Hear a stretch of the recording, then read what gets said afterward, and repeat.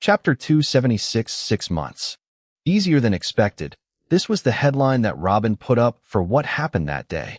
After only 3 hours of riding the Draco, they both arrived at the academy, and after another half an hour, Robin found himself inside one of the largest housing units inside the academy. There were reactions of surprise, astonishment, and even disbelief when Jabba expressed his intention to become a divine tattoo master, but they welcomed him with open arms, as if he were a lost son. They did not meet any obstacles or silly protocols. Everyone was satisfied with bowing to Jabba and providing all kinds of facilitation for him. Even all the famous divine tattoo masters in the academy began to fight among themselves over who would have the honor of teaching the most famous talent in the land, Jabba himself. But Robin repeatedly sent him through the thoughts-conveying technique to tell him to reject any offers from those professors, and that he wanted to study alone now, and that he only wanted to access the library, and he had exactly what he wanted. Dozens of books were taken from the library to Jabba's house on the same day. When Jabba saw the look of happiness and enthusiasm in Robin's eye when the books arrived, he shook his head at the sight of this nerd of a heaven's chosen. But soon he understood, as the same look appeared on Jabba's face as he used the first thoughts-conveying tablet to learn how to cultivate the inner energy system. And the second one was about the perfect fire heavenly law, and the third in 50s. Every and each one of the tablets that Robin got for him was a minor or major heavenly law, or a unique technique that never appeared in this world before. His whole life's work. Robin in his pile of paper books, and Jabba in a pile of metal tablets. They both started their own way. And with this, more than 6 months passed by in a flash. This was the longest time Robin had ever spent studying something others had written, and he loved every moment of it. Especially the first stage of the body-strengthening divine tattoo. It took almost most of that time going through it. For all the masters of divine tattoos, all they have to do is memorize the shape of the tattoo and the order they draw it in, but Robin looked beyond that. He spent his time trying to dismantle it piece by piece to know what the heavenly laws are used in it, and what are the seals, and how they work together. It turns out that under the double veil of encryption that appears at the top of the tattoo itself is so intricate that it did not need all the protection that the first chosen of heaven placed upon it. The tattoo did not contain a specific pure heavenly law like the method Robin usually uses, but rather was a combination of parts from dozens of minor laws. Most of them were the first stage of physical laws, such as minor laws regarding how bones, skin, muscles, and blood work. The rest were just a few seals to attract energy to operate those minor laws at the same time on all the living creature's scope, and make sure that every divine tattoo to strengthen its specialty in the body in every second of the day. He did not forget anything and did not overlook the importance of any minor detail. Everything related to the body of the giants is present in this marvelous rune that was collected in ideal shape and sizes. It was as if the one who invented it was a doctor specializing in anatomy and had hundreds of years of experience in the field before he thought about his work. Maybe that is what he has been doing in seclusion all those years before he saw the truth. Whether it was the method of merging all those minor laws into one rune, or the method of constantly attracting energy and using it all the time without problems to nourish and power the divine tattoo. The first Heaven's Chosen was a true genius. All the offensive divine tattoos that the first Heaven's Chosen created are minor laws as well, not a single major law among them. Robin also took an overview of the second stage divine body strengthening tattoo, and found that he only increased the tattoo area on the body and increased the size of the minor laws patterns in it, and was also able to develop the 5 most important minor laws among them to the second stage. Although he used the truth as a side path and had very limited vision, his extreme intelligence compensated for this, and was able to create an ideal energy system for his species with his limited capabilities. Even if Robin had been using the first stage of the truth all his life and never built his pillars using it, he would have been able to discover the second stage of some laws with no doubt as well. It would be more difficult and taken longer, and maybe not as pure, but it is possible. The first Heaven's Chosen was in that same position. His eyes couldn't even match Robin's vision efficiency when he first saw the truth, so the second stage of body strengthening tattoo was indeed the highest achievement he could achieve in his life, even if he lived longer. Perhaps if he had been given more time, He would have produced other tattoos of the same level or more offensive divine tattoos. It's the loss of this planet that he didn't have the chance. However, the 6 months were not wasted for Robin. He wasn't reading to waste time or know about his older brothers. This tattoo was specifically designed to work on the bodies of giants, and this became more apparent after its content was dismantled, but if he can make a few modifications to it. Hey Chief, how long do I have to study these minor laws? And what is the point anyway? When will you give me the law that I will build my knighthood pillars with? Just choose any random one for me. Or should I choose? Jabba's voice suddenly cut Robin's line of thought. After 1 month of arriving at the academy, Jabba understood how to start training his inner energy system and began preparing his energy foundations, and he had already reached the 10th level of energy foundations. Meanwhile, under Robin's pressure, Jabba began to go through dozens of other metal plates that contained minor and major techniques and keys to laws. As explained by the internal energy system, he only needs one of these, though Robin forces him to read and understand everything and then reread them again and again when he's finished, with no apparent intention to stop anytime soon. You won't stop bothering me until you know it, will you? As you wish then. Robin looked at him annoyed over the pile of books, then took out a metal plate larger than the rest and threw it at Jabba. Here you go, my little disciple.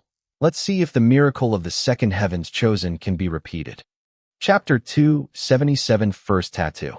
This, Jabba passed his spiritual sense inside the metal plate and opened his eyes at the end of them. Master Law of Truth?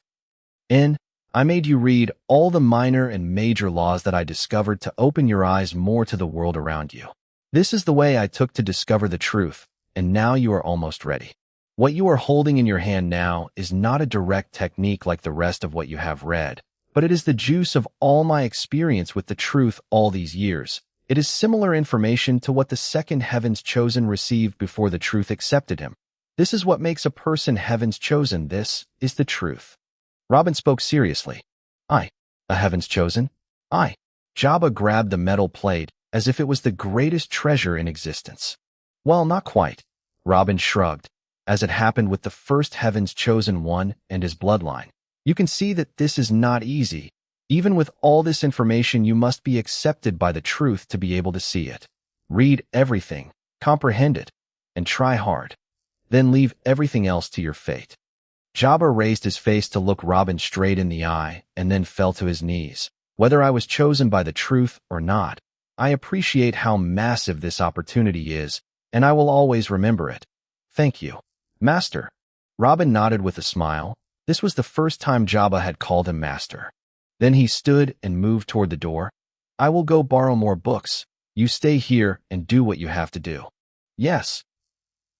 Robin's desire to modify the body-strengthening divine tattoo to suit the nature of the human body increased exponentially after Jabba succeeded in training on the inner energy system without problems all the way to the 10th level, even though he already had the 3rd stage of the divine body-strengthening tattoo. With this, he knew that a strengthened body doesn't reject inner energy storage, and this was great news. But unfortunately, this is still gambling. He does not know what will happen if both methods reach an advanced level together. Jabba hasn't even built his first pillars yet. Will there be a conflict? Unfortunately, there is no way of knowing without someone experiencing it. In the next period, Robin did not spend entirely among books as he had done for the past months. All the books he brought afterward were to teach him the names of the resources in this world so that he could realize all his options and be able to search for or buy what he wanted easily. Most of the resources he needed were somehow common inside the capital market, and he spent tons of Jabba's money to buy them. As for the rare resources that are too expensive or have to be obtained in actions, he would just tell Amon their specifications and make the demon race search for them on his behalf, and then Amon would hand them over to him under the wing of the knight outside the academy. After just 2 months of redesigning and gathering resources, Robin has already started drawing a tattoo on his own stomach. A few days later. Robin let out a long exhale, feeling the warm energy entering his muscles and penetrating into his marrow, giving him a special sense of relaxation.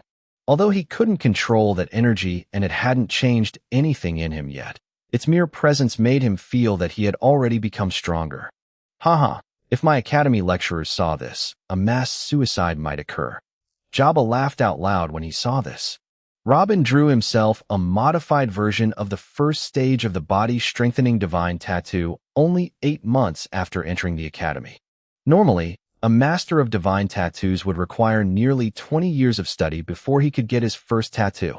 Don't compare me to anyone, you idiot. Robin chuckled and went to stand in front of the mirror half-naked to see his new look. His emaciated body just got a little more good-looking after the divine tattoo was added. Robin smiled at the thought of this. We will see how long you will stay weak then, you damn body of mine. Master, what will be your next goal? Do you want to get out of the academy? Jabba asked. He knows Robin had already taken what he wanted. No need. The sect still needs time to be fit for any big operation. I only need to wait for them to be stronger before making any move.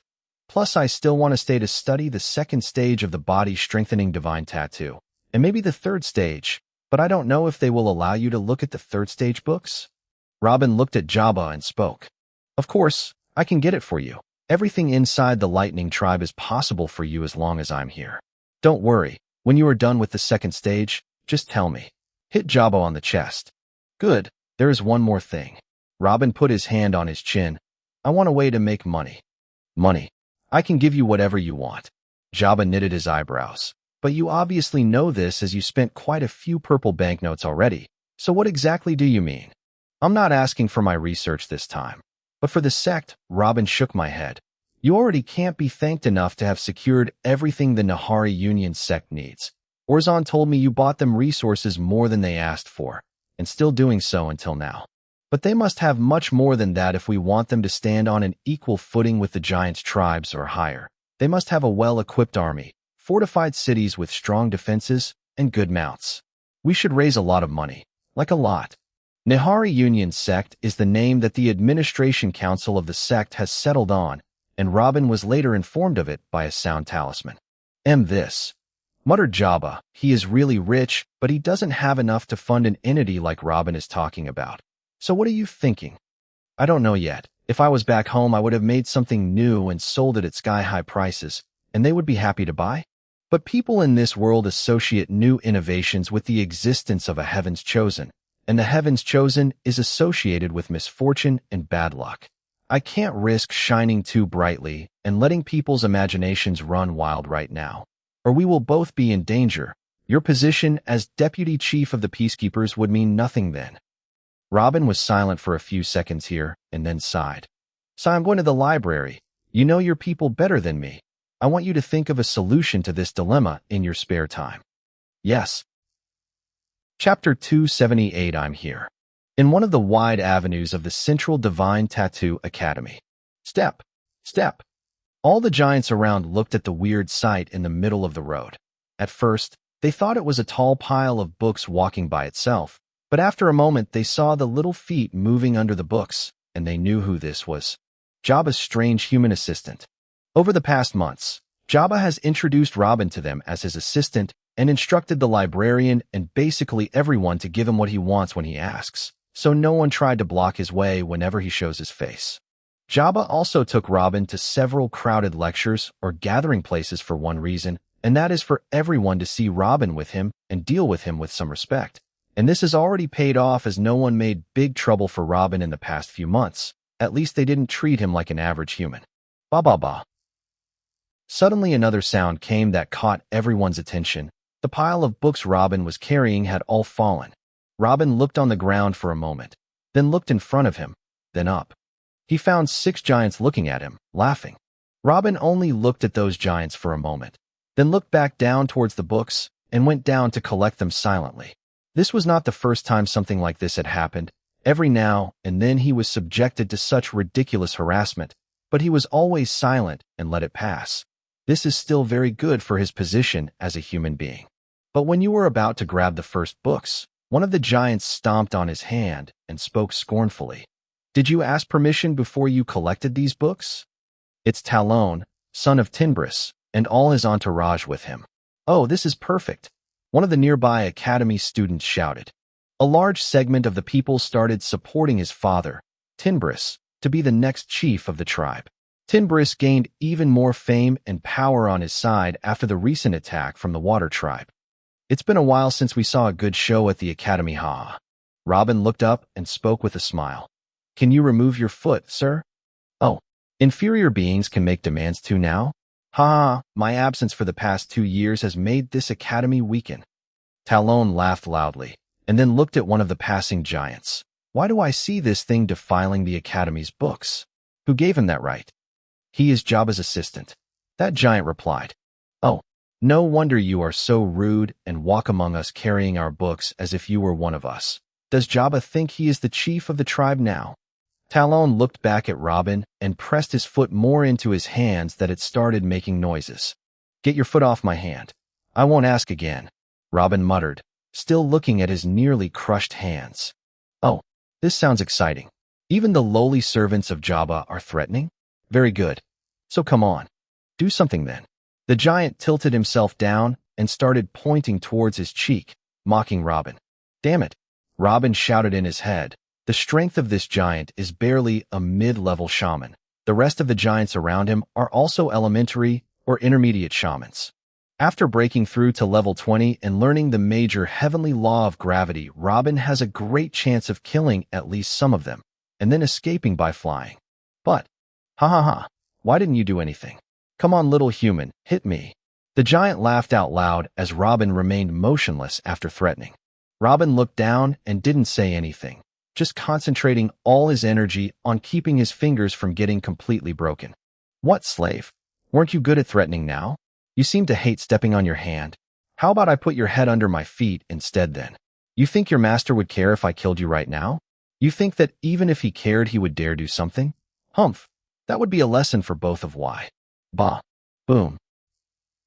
A punch landed on Talon's face, sending him flying until he crashed into a wall and broke through. Who dared? Who dared to lay his hand on me? Don't you know who I'm? Talon wiped the blood from his mouth and started screaming, ignoring the professor and the class he entered through their wall. Me. Step. Step. A voice suddenly came that caught everyone's attention. It was Jabba. Who gave you the right to bully my assistant, thing? Jabba went after him through the hole in the wall and looked down at Talon. Jabba, you punch me for just a mere human? Take Talon a step back, and I will beat your father too if he did it. Jabba spoke, then reached out, grabbed his neck, and threw him out of the same hole, then looked toward the professor. Sorry for the inconvenience. You may continue. Bah. Giant Talon descended on the rest of his companions, and they all fell down, then looked at Jabba, whom he saw coming towards him, and shouted, You will regret this. I swear you will regret it. We will see how long your father can protect you. When the time comes, I will skin you alive. Let's go. Humph. Jabba looked at the departing giant sarcastically, and then moved toward Robin with hurried steps, and sent him through the thoughts-conveying technique so that no one would hear them.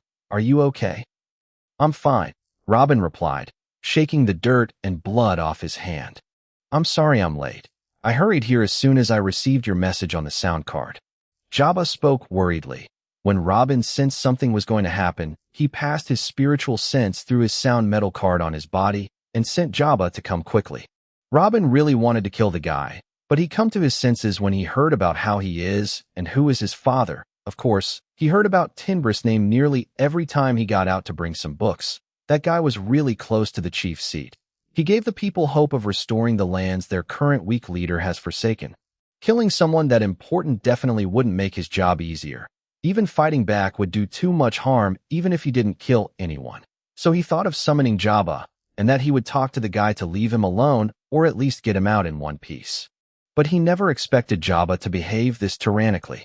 Did he just say he would beat up Tinbris himself if he bullied his assistant? Jabba looked with a sore heart at his master trying to get his fingers back to their normal position, and sent an exasperated, Why didn't you take out those bastards? I saw you fight. I know you have the ability to do it. Was it because of his father? You don't have to give a shit about anyone inside the Land of Lightning as long as I'm here. Chapter 279 Thander. Robin looked at Jabba with sleepy eyes and sent, Speak up now and scold me for dropping the books, and then help me collect them with an angry attitude. We will talk when we are alone. Oh, all right. Jabba didn't understand at first, but then he looked around and replied. 10 minutes later, inside Jabba's residence. Babe. Damn it. Damn it. Robin shouted after throwing the books he was carrying on the floor, then started kicking everything in front of him. Again and again. How much humiliation will he have to deal with in this filthy place? Jabba came in after him, quietly laid the books he was carrying on the floor, stood watching Robin from behind, letting out his anger for about a minute, and then spoke. You shouldn't have taken their crap. You should have fought back. What should I do then? Even with the permission you spoke about, if I used my usual combat method, I would have been exposed after the first 2 moves. It would have turned from a small bullying accident into an I found the third heaven's chosen kind of situation. Would you have protected me from that also? Robin shouted. Oh, Jabba finally understood what Robin was throwing at him. His usual fighting style is to use all the major laws he's learned at the same time, using them some to dodge, some to attack, and so on. But if someone saw the person that Jabba considers his assistant using all those attacking divine tattoos at once, it would be an extremely big problem because he violated the old agreement between the tribes. And if they tried to dodge the bullet by saying that he does not have any attacking divine tattoos at all, then it will become a bigger problem. Jabba scratched his head and asked, can't you just focus on the major law of lightning? Someone with Robin's ability could definitely learn the major law of lightning even if he didn't know anything about it yet. If he used one, it would be a good cover and something that could also be explained since he's Jabba's right hand. I can reach the major law of lightning easily by looking at your training for a few more days. But what is the point? I use all the major heavenly laws I know at once to cover up their weakness. Didn't you know that already? When you build your pillars with a certain law, you can only use that law with full strength.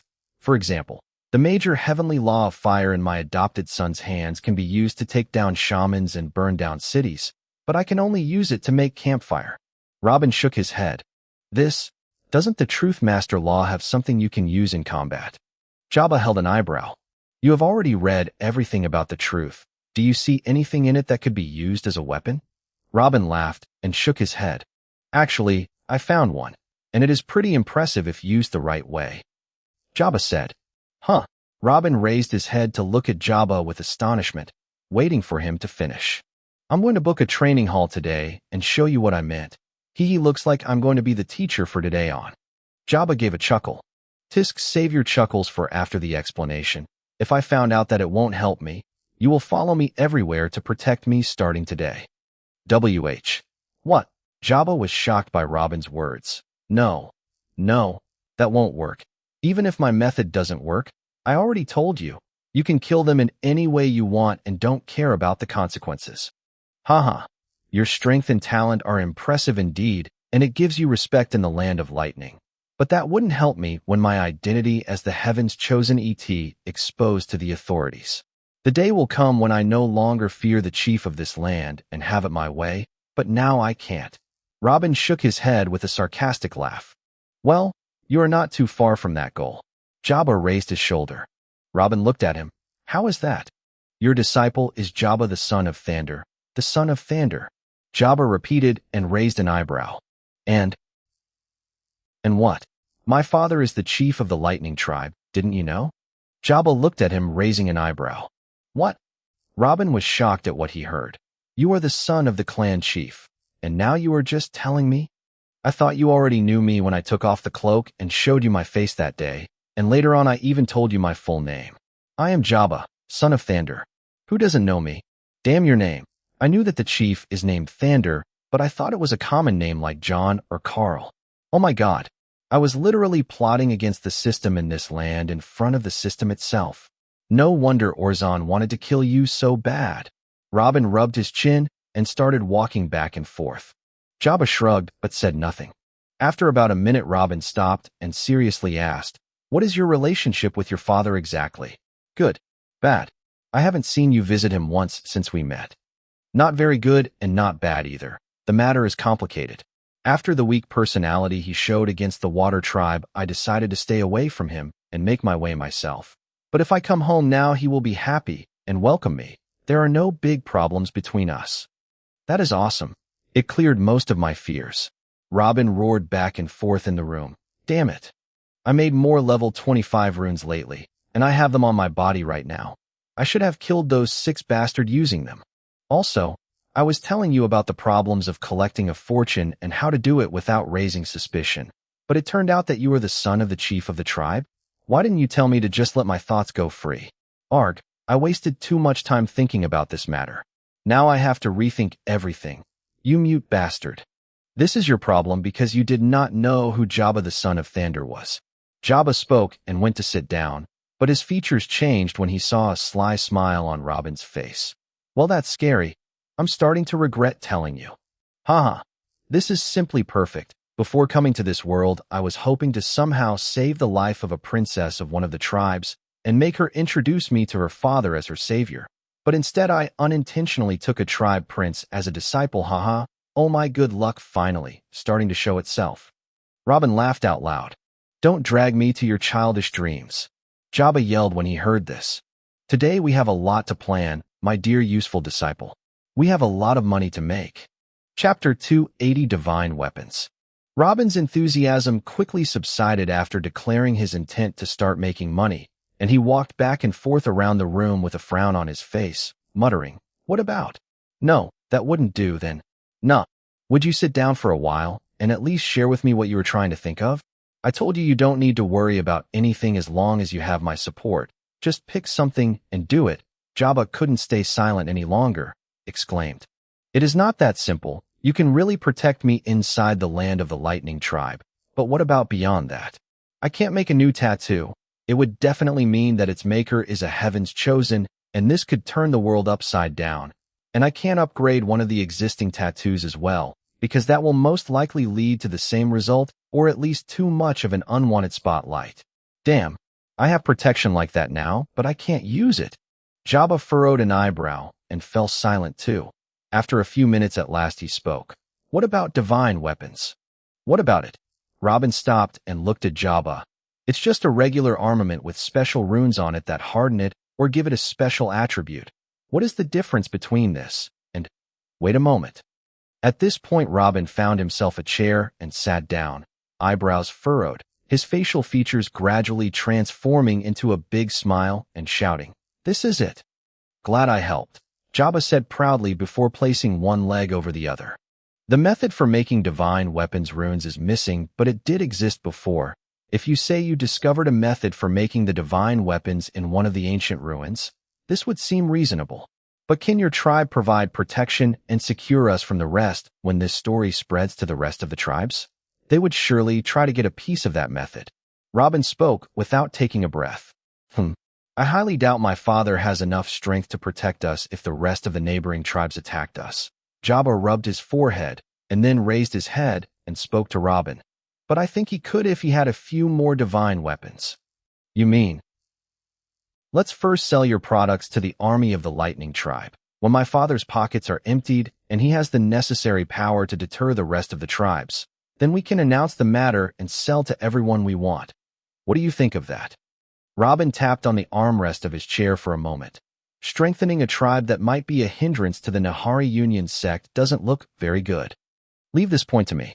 Jabba put his hand on his chest and declared, If you give us this weapon, then I promise you that the Lightning Tribe, if it is not a loyal friend of the Nahari Union sect, surely will not be an enemy. Robin looked at Jabba and did not stop tapping his fingers on the chair for several minutes, then finally spoke. All right. Buy or borrow all the divine weapons that you can access and send them to the largest training hall here in the academy for me to study them, decoding its code and extracting the runes drawn on it. And bring a lot of high-categorized ordinary weapons too and send them to the training hall. We will spend most of our time there from now on. People will think that you need those weapons because you are destroying them in your training, and when you complete a batch of divine weapons you can take them out of the training hall covered like broken weapons. In addition, providing the ink resources that we will need will not be a problem because this academy is based on this profession mainly. That place will be an ideal cover for our future operations. And I will be able to train you on how to use the path of truth in combat as well. Aha. Jabba laughed loudly. When he saw Robin not laughing with him, he stopped. Ahem, I will go get you a few divine weapons. 2 months later. Robin managed to decipher the runes of the 7 divine weapons that Jabba had brought, As he predicted, they were all runes inspired by heavenly laws, as well with seals to automatically attract energy from the atmosphere to activate them, and a certain revolutionary seal to make the laws work on inanimate objects without destroying them. The simplest two of them were two armors. The runes on them are from the path of metal, giving the shields a great hardness that greatly overshadows any high-level armor. The wearer of these armors is automatically protected from any stab, is a cut, or force attacks, or technically any injury that affects any place protected by the armor as long as the attacker is a mid-level shaman or less, and it will reduce the damage coming from anyone with a higher level. Another one was higher-level armor. In addition to the minor laws of the metal, and it was added a law to absorb energy shocks, which gives additional protection to the user, and it has something of the gravity path also to be lighter in weight and to make it easier for the wearer to move. Below that, there were 3 assorted divine weapons, all of them with tattoos to increase the sharpness, speed, and hardness of the blade so that it wouldn't break easily. Any piece of these weapons could be sold to a sage of the Robin realm for at least 50,000 gold coins. But all these pieces are in one hand, and the 7th piece of divine armament is in another. It is a broad bracelet, something that can be considered a small wrist shield, but the runes on it were remarkably distinctive. The bracelet is designed to shoot a cannon of fire towards a target with just a thought. Because the bracelet is always attached to the hand, it is in constant contact with the soul, and this is the way to give it orders through a certain seal. As for the engraving itself, it is very similar to a talisman that can be used repeatedly without problems, and it is similar to giants with an offensive tattoo that they can use without pain, and most importantly, it enables the giants to use offensive divine tattoos. They don't have it. For example, if the lightning tribe has a bracelet that can launch fire attacks, it does not violate the ancient laws, but the bracelet will be an excellent weapon against the wood tribes. Jabba told him that this bracelet and similar divine weapons that use the heavenly laws of the attack or defend were something that only the senior officers in the kingdom used. Most of them were destroyed in the Great War, intentionally or unintentionally. Currently their numbers are very few and every piece of them is priceless.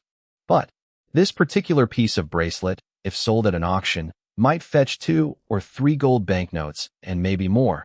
That is 200 to 300 energy pearls minimum. Robin was amazed by this large number. A multi-use talisman that he could sell to such a large number here? I'm going to be rich. Chapter 281, Making Money. The next day, after deciphering that fire divine bracelet and figuring out how it worked, Robin immediately began creating his own version of the divine weapon runes.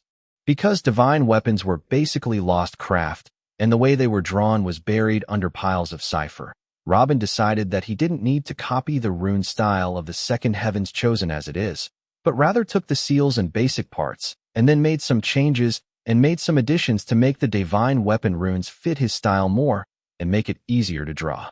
And 1 week into the restructuring process, the real work began. The strength of Robin's soul that increased every day made drawing the runes on the weapons seem easy. One divine weapon in the past would take a divine weapon master more than a month to finish. Robin finished it in a few hours. At a rate of 2 to 3 pieces of weapons a day, Robin continued drawing non-stop, except for maybe emergency sleep, or his training with Jabba. Whether it was training with him on the best ways to fight using only the law of truth, or Jabba himself training to draw runes, and helping him finish the first batch of divine weapons. They both spent quite a few hours together every day. After 1 month. Jabba, are you finally back on your mind? A middle-aged giant stood up and opened his hand to the end of both of them with a big smile. Haha, congratulations on your return, young Lord Jabba. Haha, it is indeed a day full of joy and happiness. After Jabba entered the room, he looked at the people around him, then spoke to the giant in the middle without many emotions. Can we talk alone?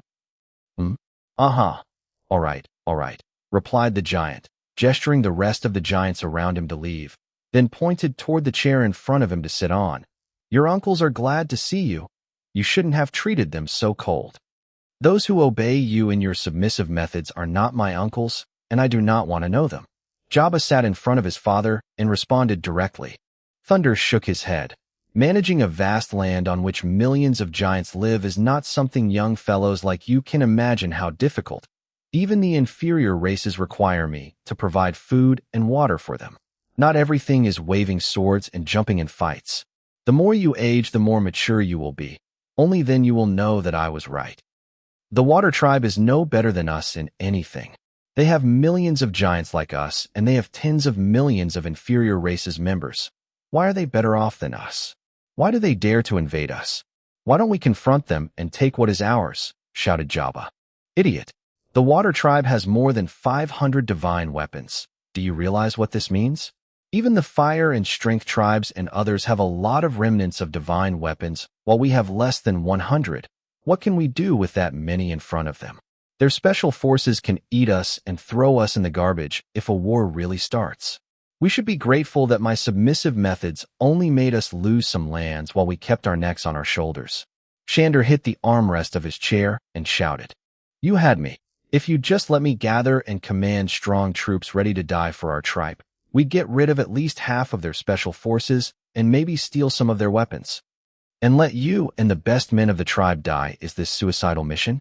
No, it's better to let them take the damn river. Thander looked aside and clenched his fist.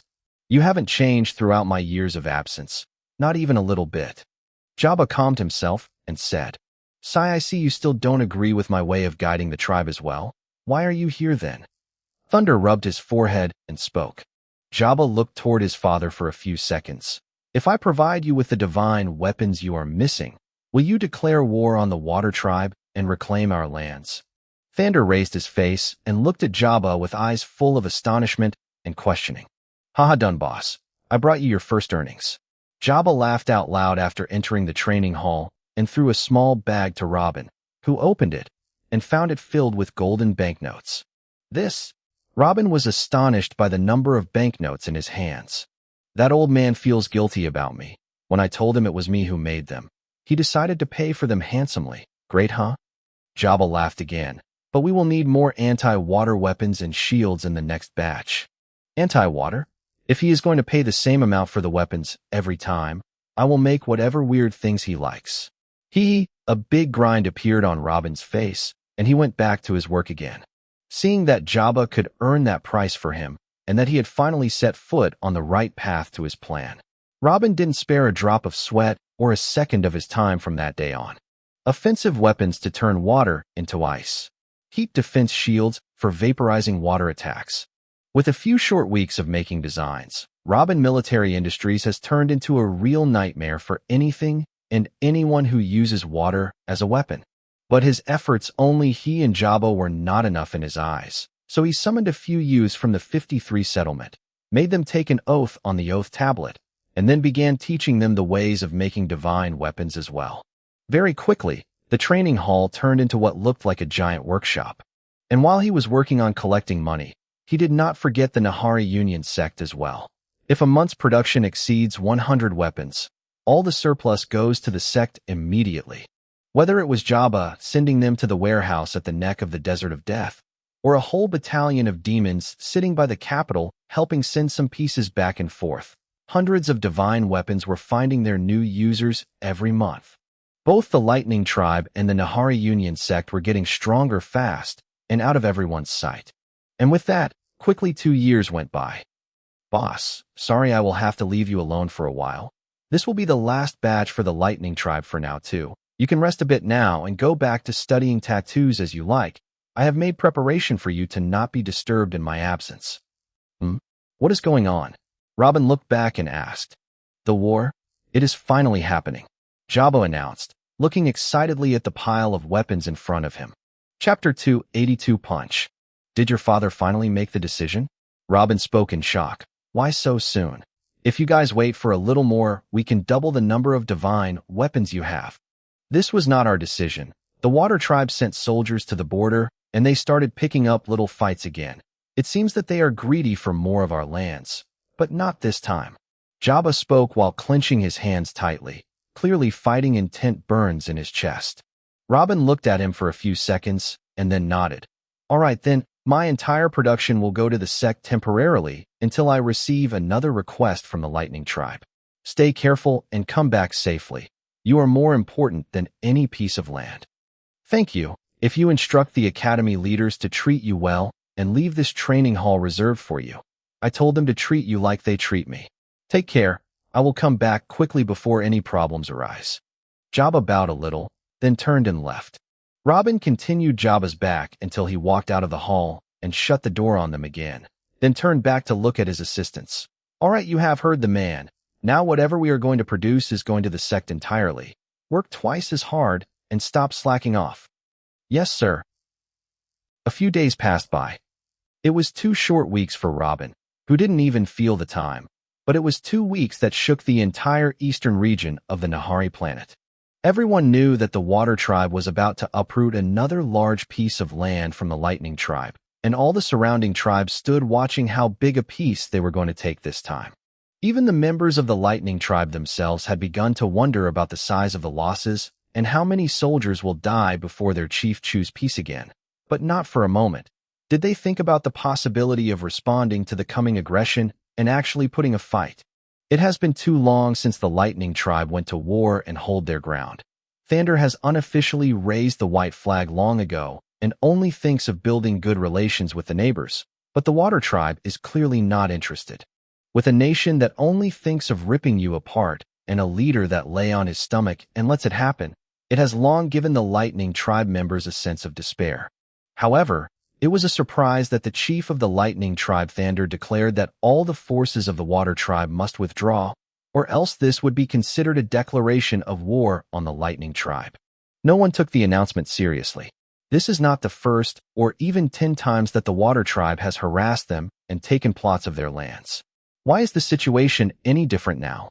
Naturally, the Water Tribe ignored the announcement and quickly started pumping more soldiers into the Lightning Tribe's territory and even surrounded one of its cities. But everything changed when a squad of 2,500 giants dressed in the uniform of the Lightning Tribe's army appeared, each with a divine weapon. Quickly, all the forces of the Water Tribe that had entered the territory of the Lightning Tribe were quickly destroyed, and they didn't stop there. The squad entered the territory of the Water Tribe and chased after the escapees until they were all killed in their own backyard. Afraid of the number of divine weapons that appeared with their enemies, the Water Tribe did not respond directly, but they began to gather their entire army inside their lands in an attempt to remind the Lightning Tribe of how strong they are so that they might retreat. But on the same day, Thander did the same and called to gather his entire army on the border with the Water Tribe. The sudden change in the style and strength of the Lightning Tribe attracted the attention of all the tribes even more. Even the sons of the Lightning Tribe returned to volunteer in the army, happy that at last they no longer had to lower their heads to anyone. All eyes were on the flaming border, except for one person. "How much is this, sir?" Robin pointed at a piece of metal and asked the shopkeeper. "TSK, do you have to buy it, human? Who is this master of yours?" The giant shop owner spoke disgustingly. Robin gave an innocent smile. "It is young Lord Jabba, son of Thander. He told me to buy some supplies he needed in his absence. Should I tell him you don't want to?" "Oh, General Jabba? This piece is usually for 100 orange banknotes, but for Mr. Jabba's sake I'll sell it for only 80, but you must tell him about me." Hee. "Oh, of course, I will remind him. All right, here you go." Robin chuckled. With one look he knew that this little piece of metal was stronger than the metals used to make high-level weapons. Although the price of 8,000 kilograms of energy stones is still considered a very high price, if a shield was made using this piece and had some proper runes, it would definitely exceed hundreds of times that price. Over the past 2 weeks, Reuben has left most of the work to his assistants who are already used to how to make the runes after 2 years of practice, and their souls have become much stronger during this period. He still has to put the finishing touches to each divine weapon, but his part becomes smaller over time. He is currently free to walk the streets of the capital and search for high-level resources in this world and think of the best way of using them. Many have tried to attack him or rob him, but everything went smoothly after mentioning the name Jabba for one time. The number 1 genius.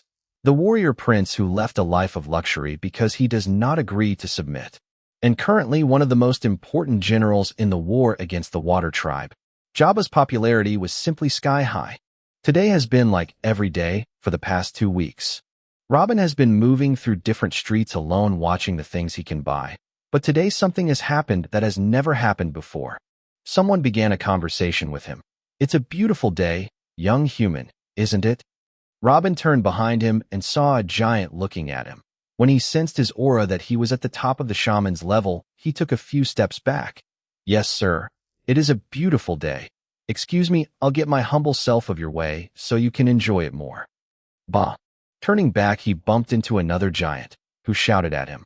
"Why don't you open your eyes? You think you can just touch me, you filth?" "I'm sorry, sir. I was on my way to buy things for young Lord Jabba, and I accidentally bumped into you. It was completely an accident, and I will ask young Lord Jabba to punish me for it." Robin took a few steps backward in a hurry. His heart started beating fast when he sensed the power of the second giant. He is also at the top of a shaman's level. Bah.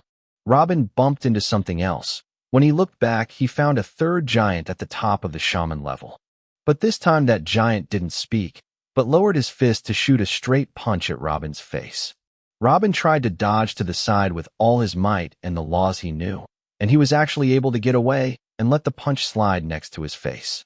But it was all to be met with another punch by the second giant to his right. This time there was no time to dodge, no time to ask for help. He just watched as the fist was getting bigger as it was coming his way. Robin was sent flying more than 30 meters under the effect of the second punch, and he fell to the ground in the middle of the street, unconscious. Chapter 283 Trouble. Tash. Whoa. Huh. Robin opened up his eyes and panted after feeling extremely cold water hitting his face. Then he started looking around in panic. He soon found himself in a closed dark room, and that everything was upside down. Even there were a few giants in front of him who were standing upside down. After about 2 seconds, Robin finally regained his focus, realizing that it was him upside down, his feet chained to the ceiling, and he was completely naked. Where am I? "You finally got up, you sleeping beauty? Or do you prefer to be called Jabba's human rat instead? I have been longing to host you for quite some time." A voice came from the giant seated in the middle in front of him. The place was so dark that Robin couldn't make out his features, but his aura and physical condition suggested that he was stronger than the Demon King. "This person is a high-level dragon realm cultivator." "Who are you? Why am I here? What the hell do you want from me?" Robin asked frightfully. Now some memories are starting to come back to him. 3 giants at the top of the shaman level beat him senseless previously. They must have taken him here after he passed out. The seated person gestured to one of the other giants in the room, and he moved towards Robin and then grabbed his leg. "BBZZZTT. Robin screamed loudly after he felt waves of lightning enter his feet and began to move quickly, destroying his body from the inside. "I hope you learn to speak politely from now on, but I will answer you anyway, for I'm a nice person. As for who we are, that doesn't concern you. As for what we want." The person sitting in the middle straightened his seat and continued. "I want your demon communication technique." The demon. I don't know what you are talking about. How can anyone communicate with those things?" There must have been a misunderstanding. Robin gathered some strength and responded quickly. "Oh, really?" The giant replied indifferently and nodded. Ha. Another wave of small thunderbolts entered Robin's feet. Then he returned to leaning his back fully on his chair and spoke. "It has been almost 3 years since you arrived with Jabba at the academy, during which time you have been seen standing with a demon more than once. Sometimes you hand him divine weapons, and sometimes he gives you some resources. Sometimes you sit together to grill something and just have a nice meal with him. You have a special relationship with him. If you're not a demon, and you obviously aren't, then you definitely have another way to communicate with him. Or do you think my conclusion is stupid?" Wah. Robin opened his eyes to the last of them when he heard this. He has been watched all that time, and he didn't notice? What was the level of the guy following him? "Stop muttering. Thing. We are not going to talk about all those weapons you were given to the demons, or those covered chariots entering the training hall within the academy and going towards the Lightning Tribe leader's mansion. For now, maybe it has something to do with the divine weapons that flooded the Lightning Tribe and gave them balls recently. We will have that talk soon enough, Let's focus on the most important part, the way to communicate with the demons. Tell me everything you know." "I really don't know what you are talking about. But More thunderbolts interrupted Robin. his feet already starting to char. TSK, don't you know that lying is a bad habit? Do you think I'm guessing here and that you can mislead me?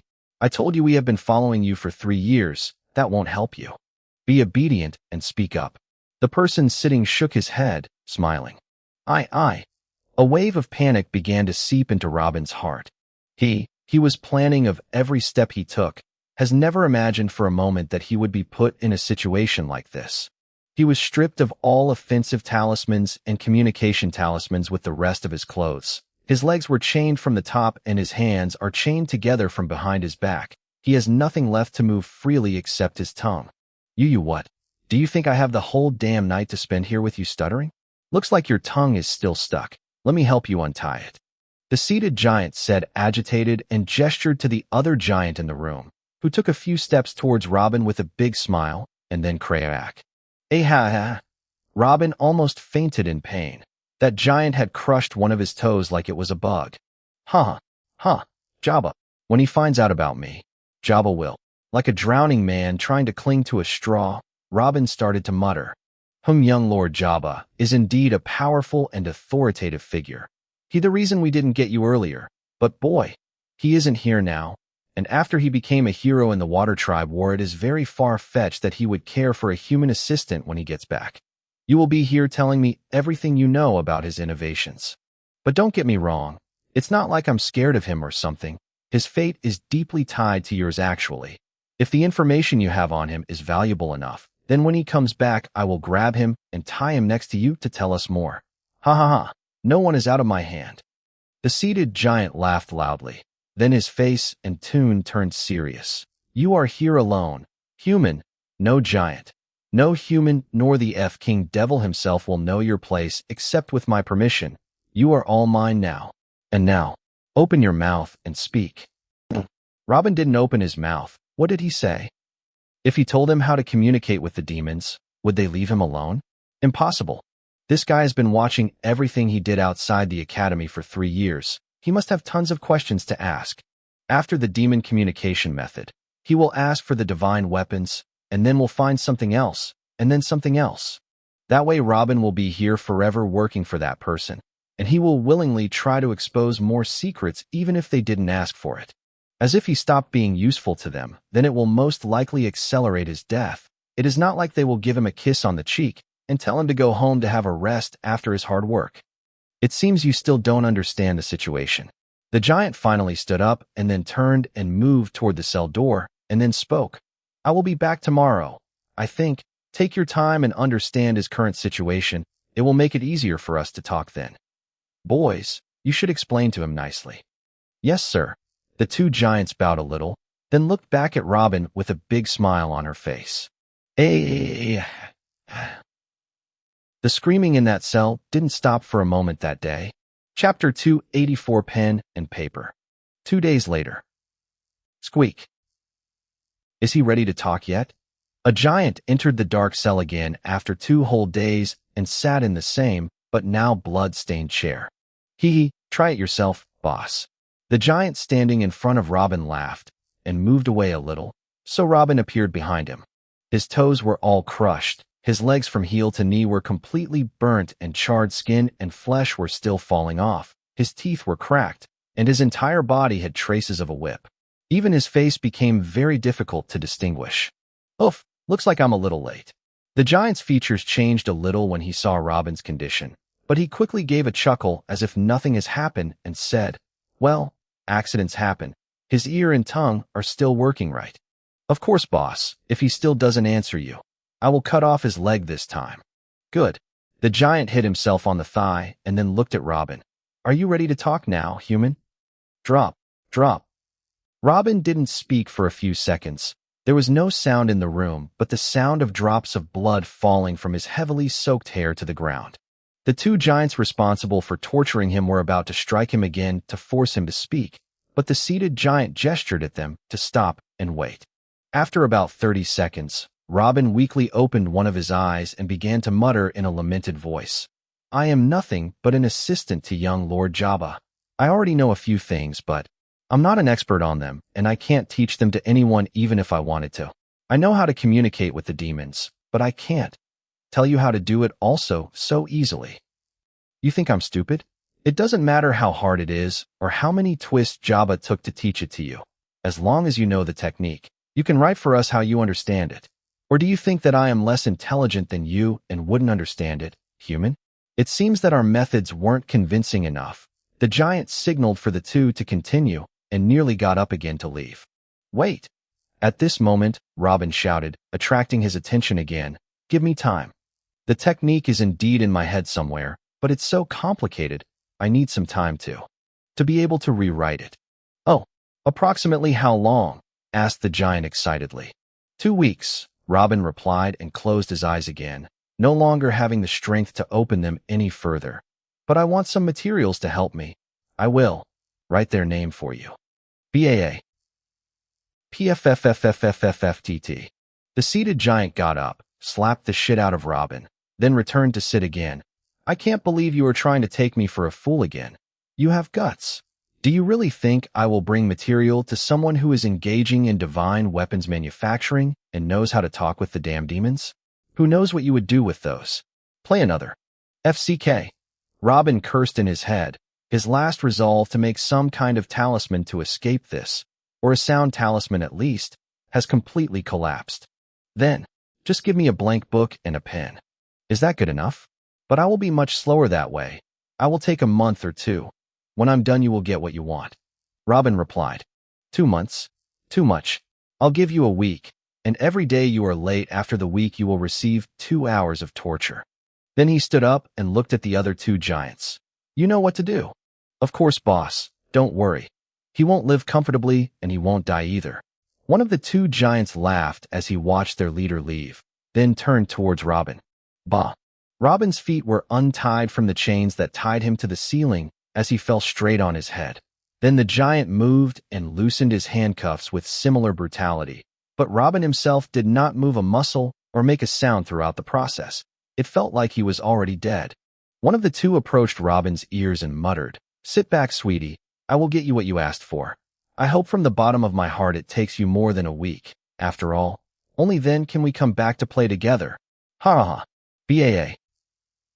The giants came out and closed the door firmly behind them, and after a minute someone threw a book and a pen from under the cell door. They both hit Robin, who was still lying in his place, in the face, but he still didn't move at all.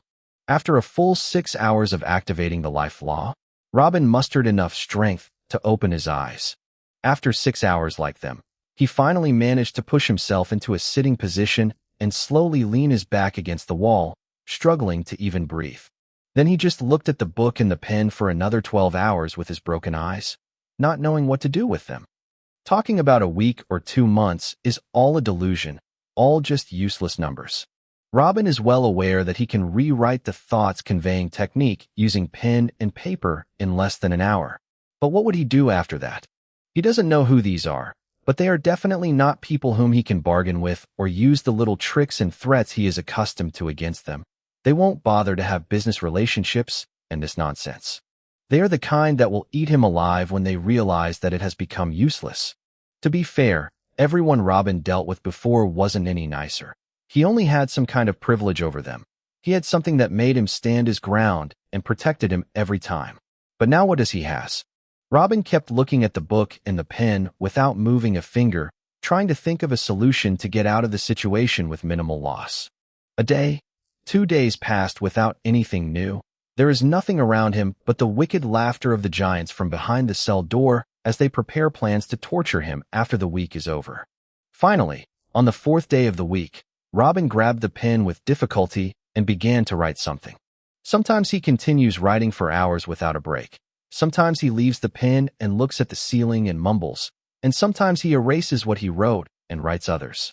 It seemed to the jailers that he was really trying to remember the technique for them, so their laughter and their provocative words about torture disappeared to not distract him, and one of them went to tell his boss what was going on. But Robin, with his bright green eyes, had already completely ignored them and put his entire focus on what he was writing.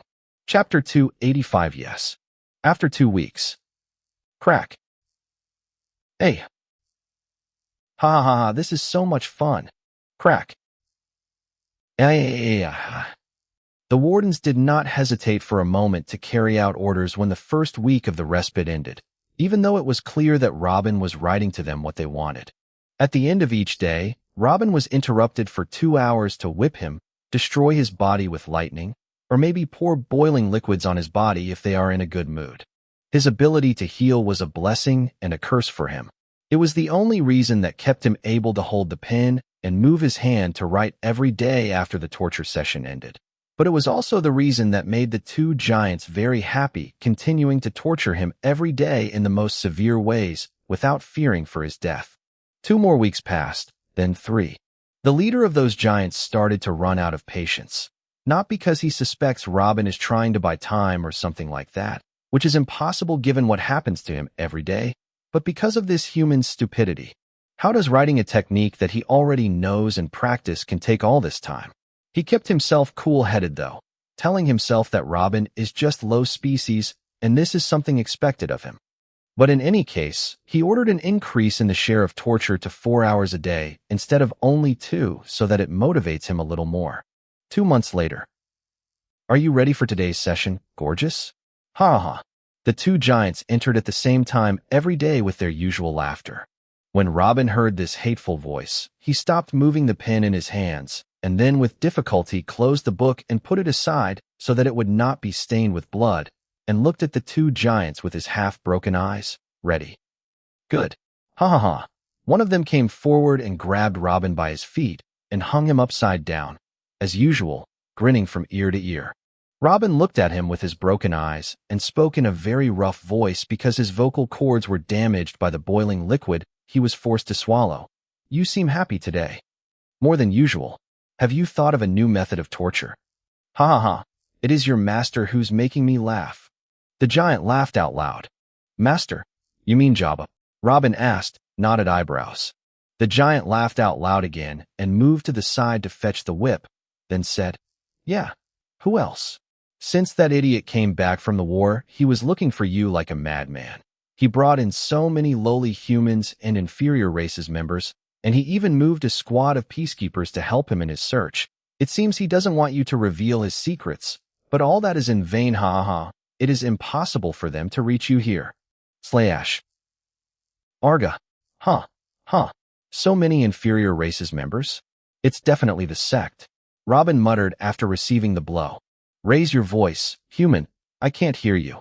Slash. Hey. Huh. Every blow from this giant at the top of the shaman's realm strips the skin and some of the flesh underneath, and at the end of each torture session of this kind, the bones in Robin's spine can be visibly seen. Slash. Slayawash. After 4 hours. Bah. Ha, that was fun. You little thing can really take a beating, one of the two giants said, and then got out with his partner. HAA. A bag of flesh and blood.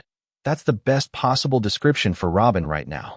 These two weren't just following orders. They were enjoying it. Robin could swear in his heart that they told him about Jabba to give him hope to make him slow down his writings to make this joyful event last longer.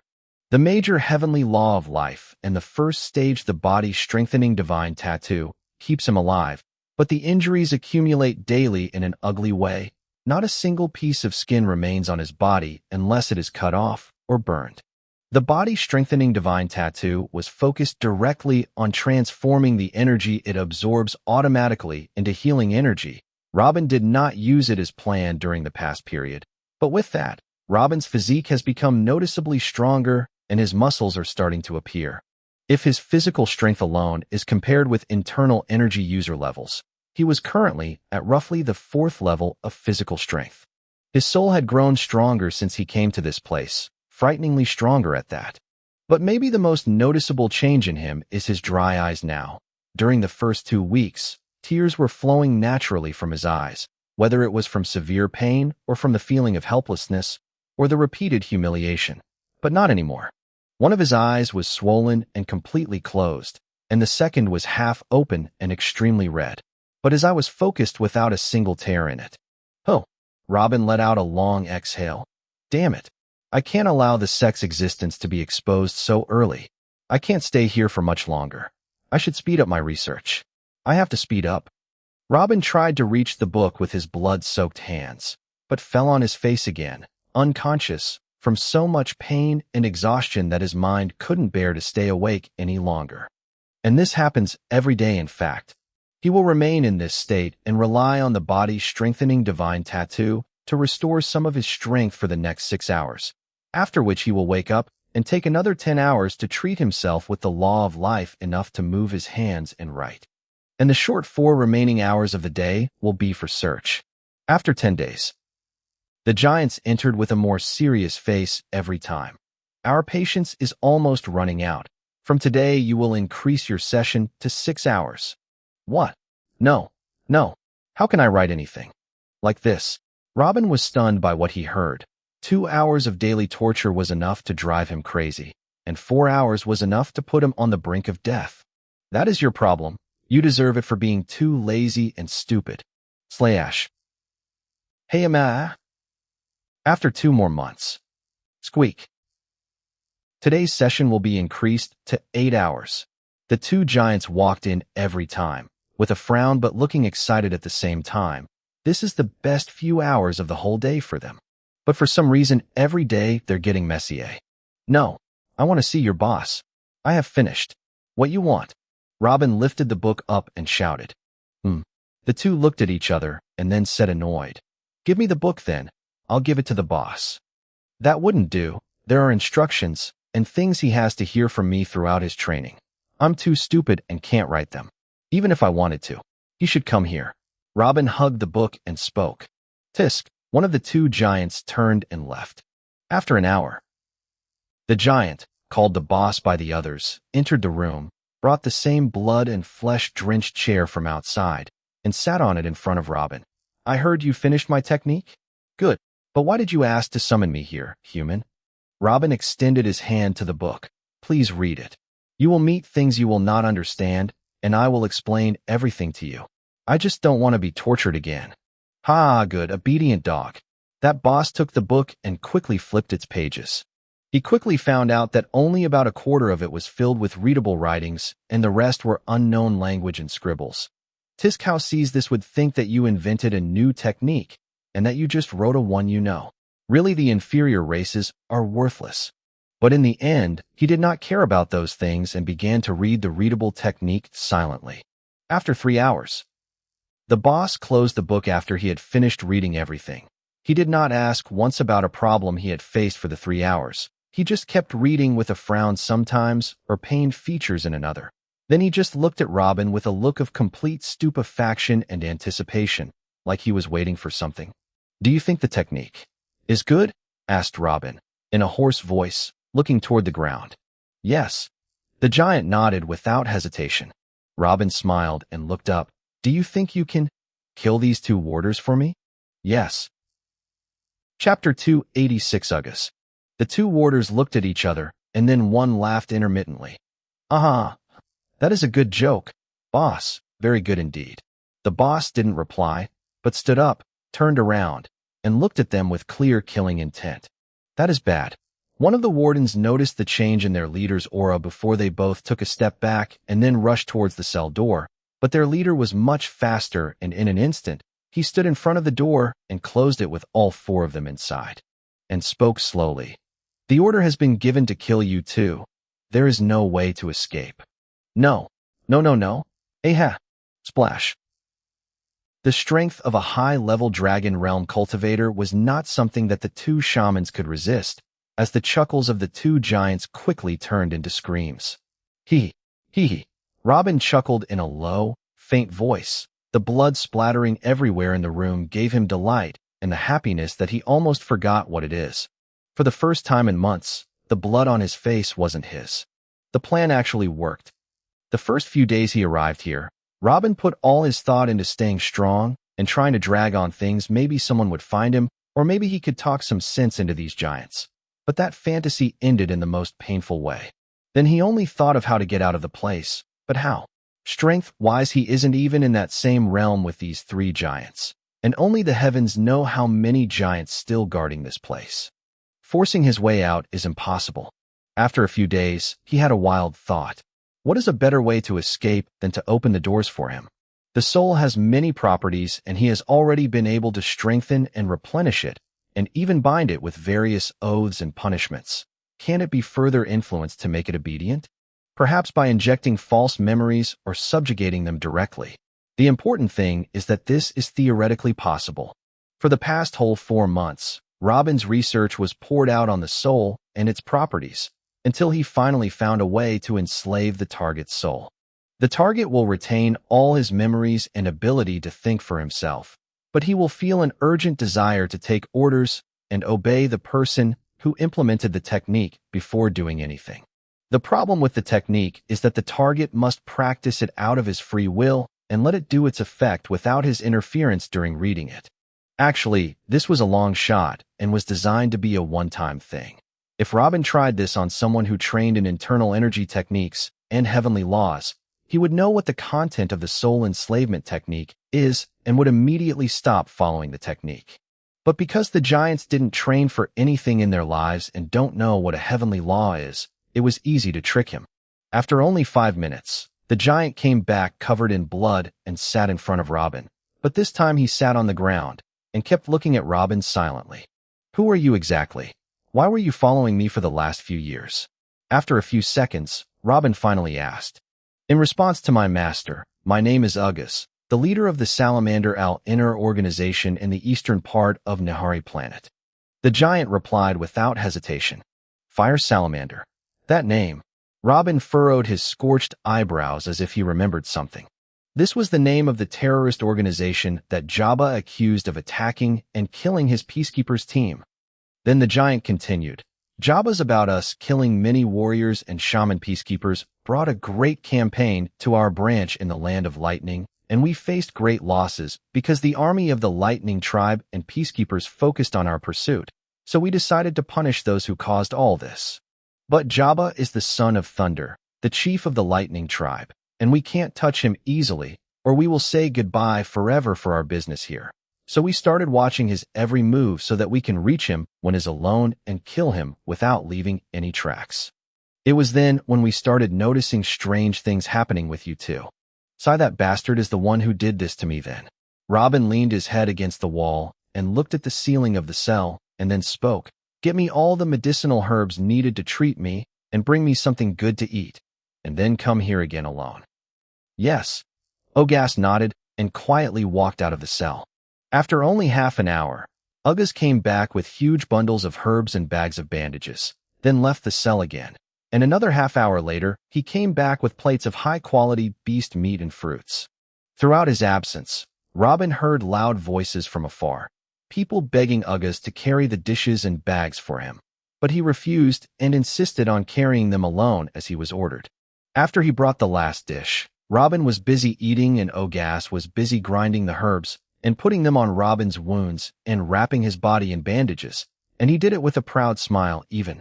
While Robin was busy eating, he asked, "What is the news from outside? Is Jabba still looking for me?"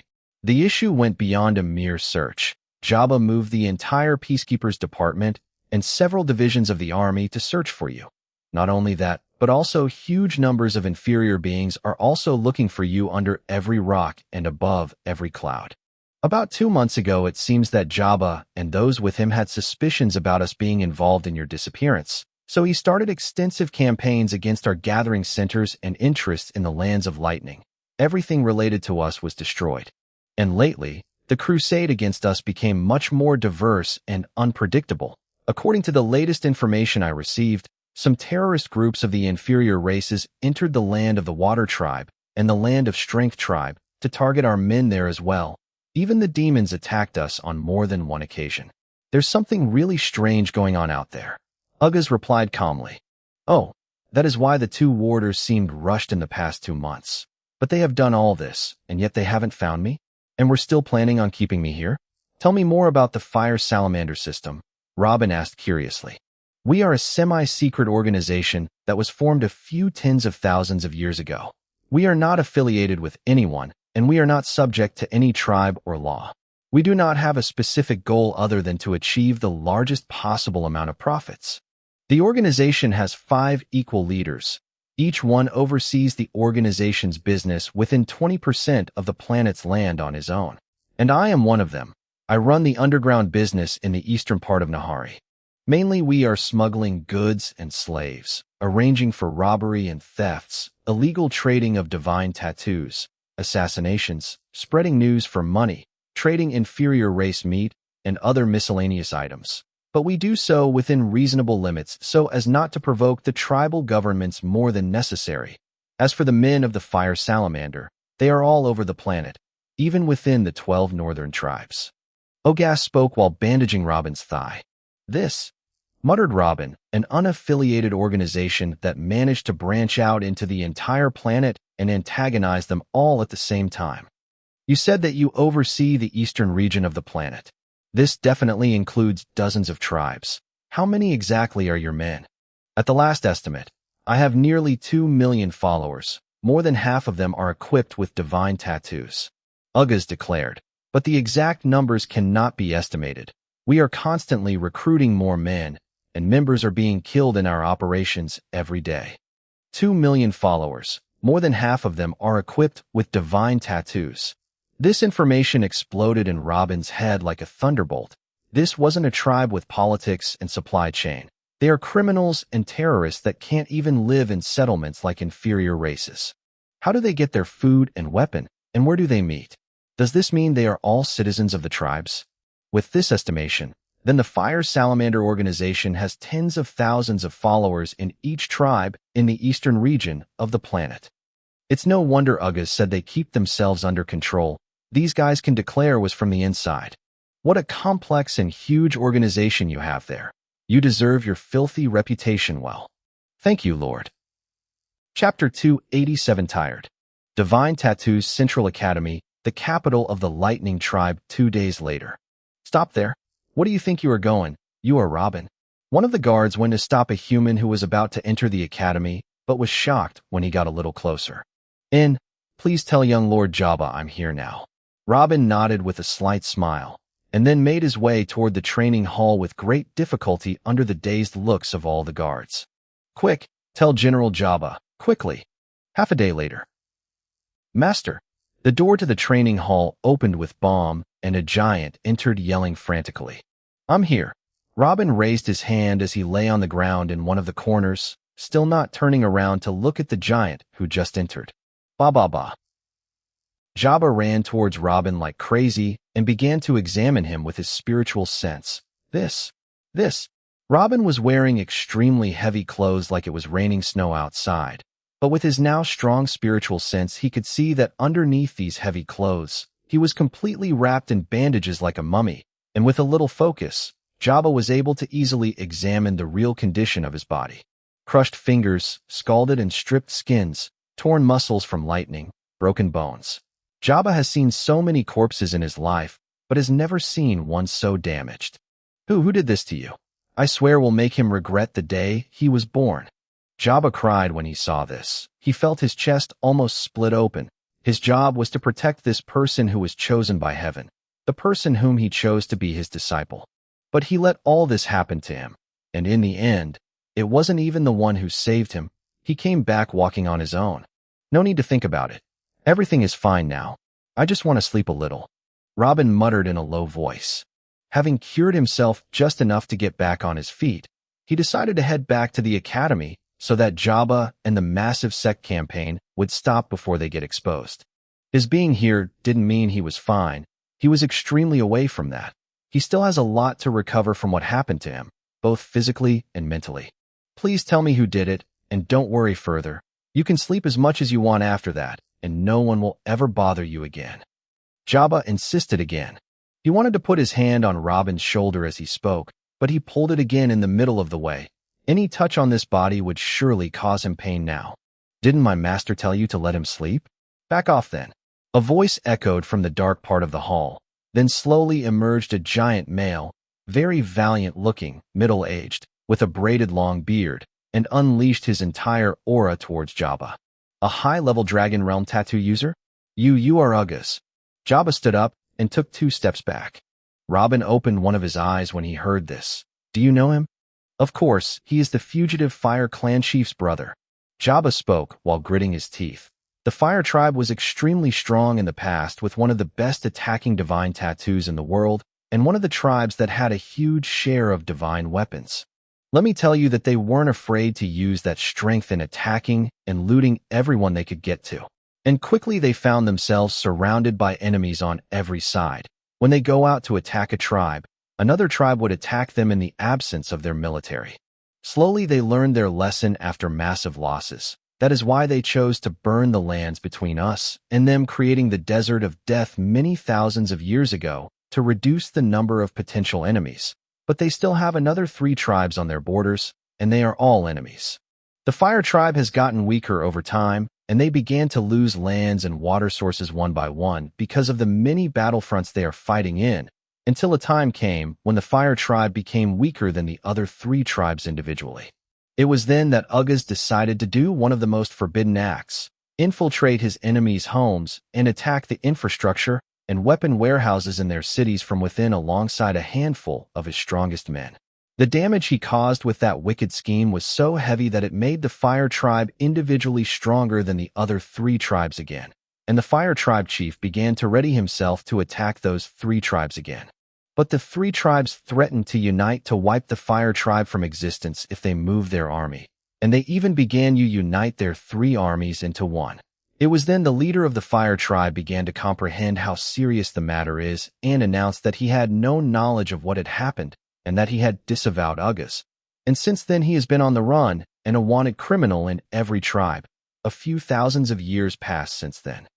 "You didn't tell me about this, Ugas." Robin spoke in a weak voice. Ugas' sharp look turned gentle and looked toward Robin. "It's just a weightless old identity, master. I didn't want to waste your precious time with it." "Your master?" Jabba looked at Robin and then at Ugas strangely. "You may go now, Ugas. My disciple will take care of the rest. When I need you, I'll communicate with you using the sound talisman," said Robin weakly. "Yes." He gave a slight bow, then disappeared. Jabba approached Robin again and knelt beside him. "How did this happen? Was he the one who saved you from the fire salamander?" Robin smiled a slight smile, but it was enough to open a wound on his face and spurt some blood. "How did you know they were the ones who kidnapped me?"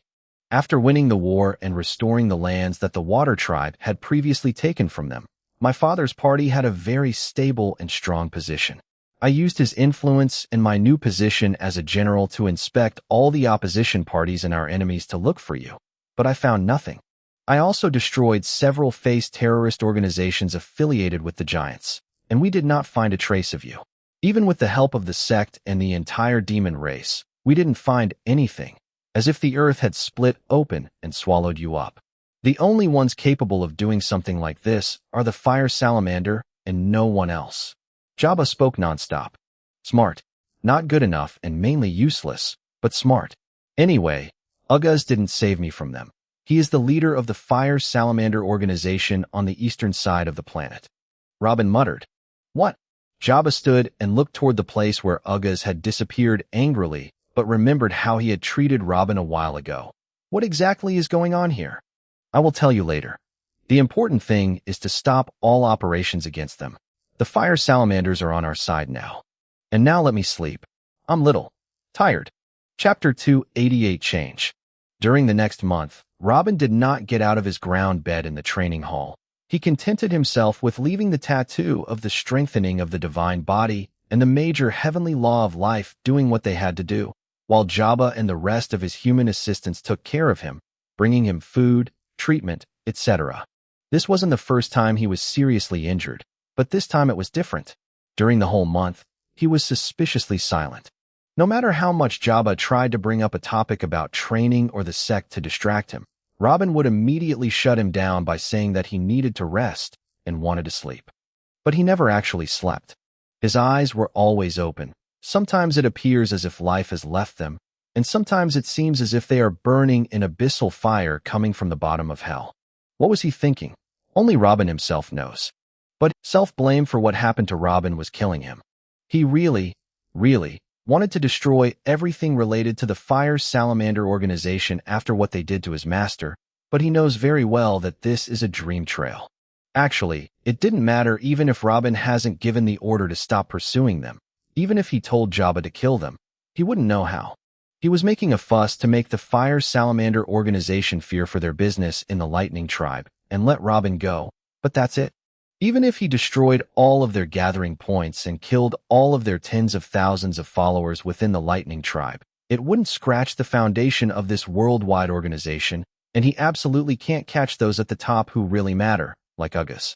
The only thing that Robin requested during that month was for Jabba to bring in more promising human youths to strengthen their souls and train them to make more divine weapons.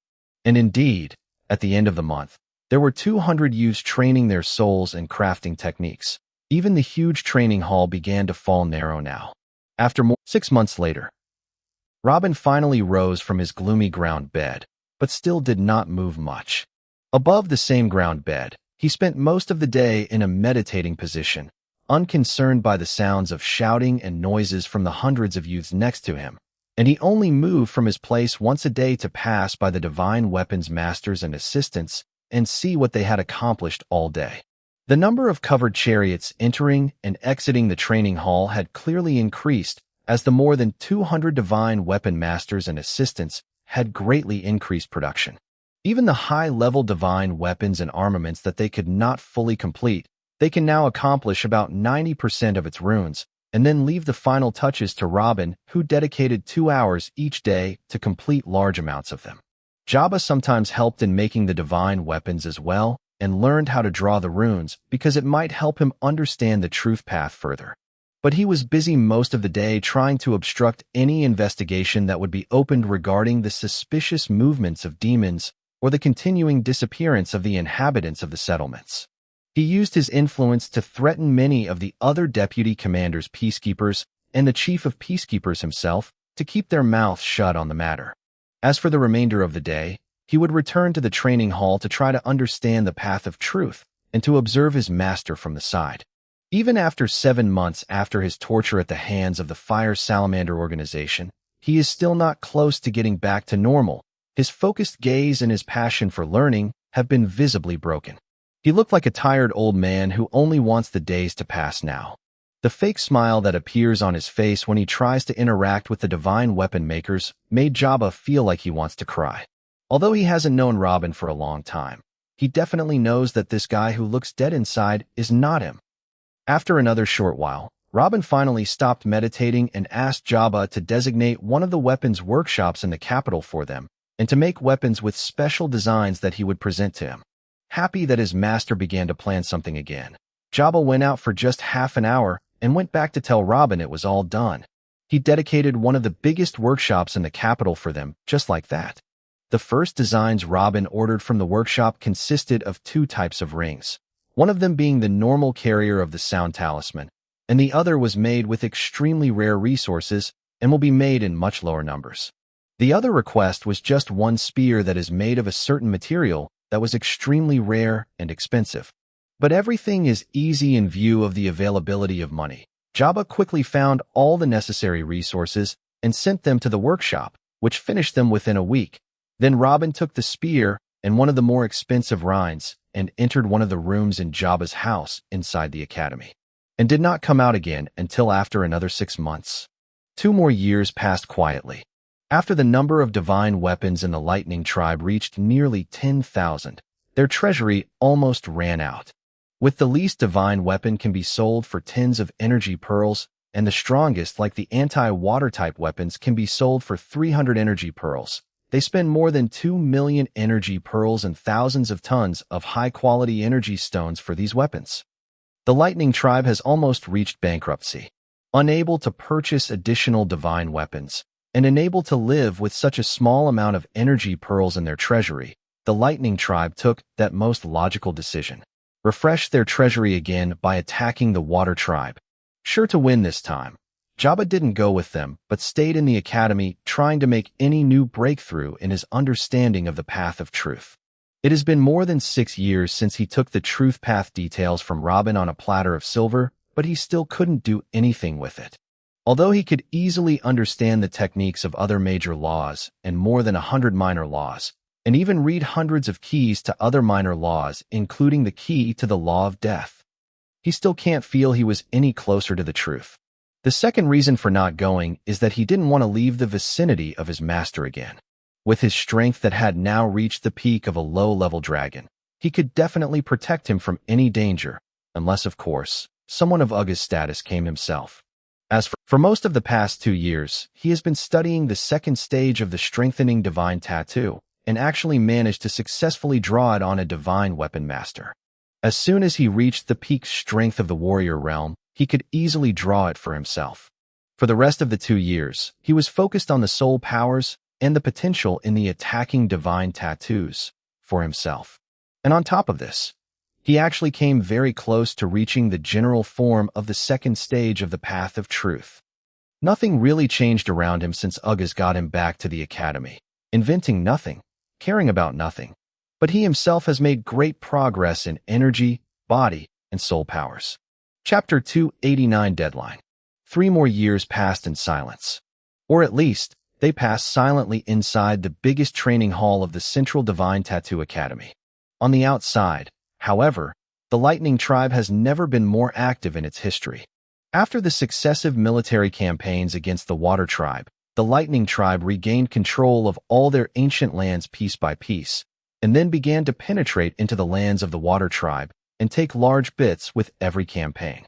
Especially after Thander's popularity increased among his subjects and his political party became stronger, and after he managed to loot more energy pearls and had the ability to buy more divine weapons from his son, Thander had no intention of stopping the attacks. After ascertaining this fact, the Water Tribe moved all its army towards the border with the Lightning Tribe, and a few battles broke out, some of which were so big that Jabba was forcibly summoned to participate in them.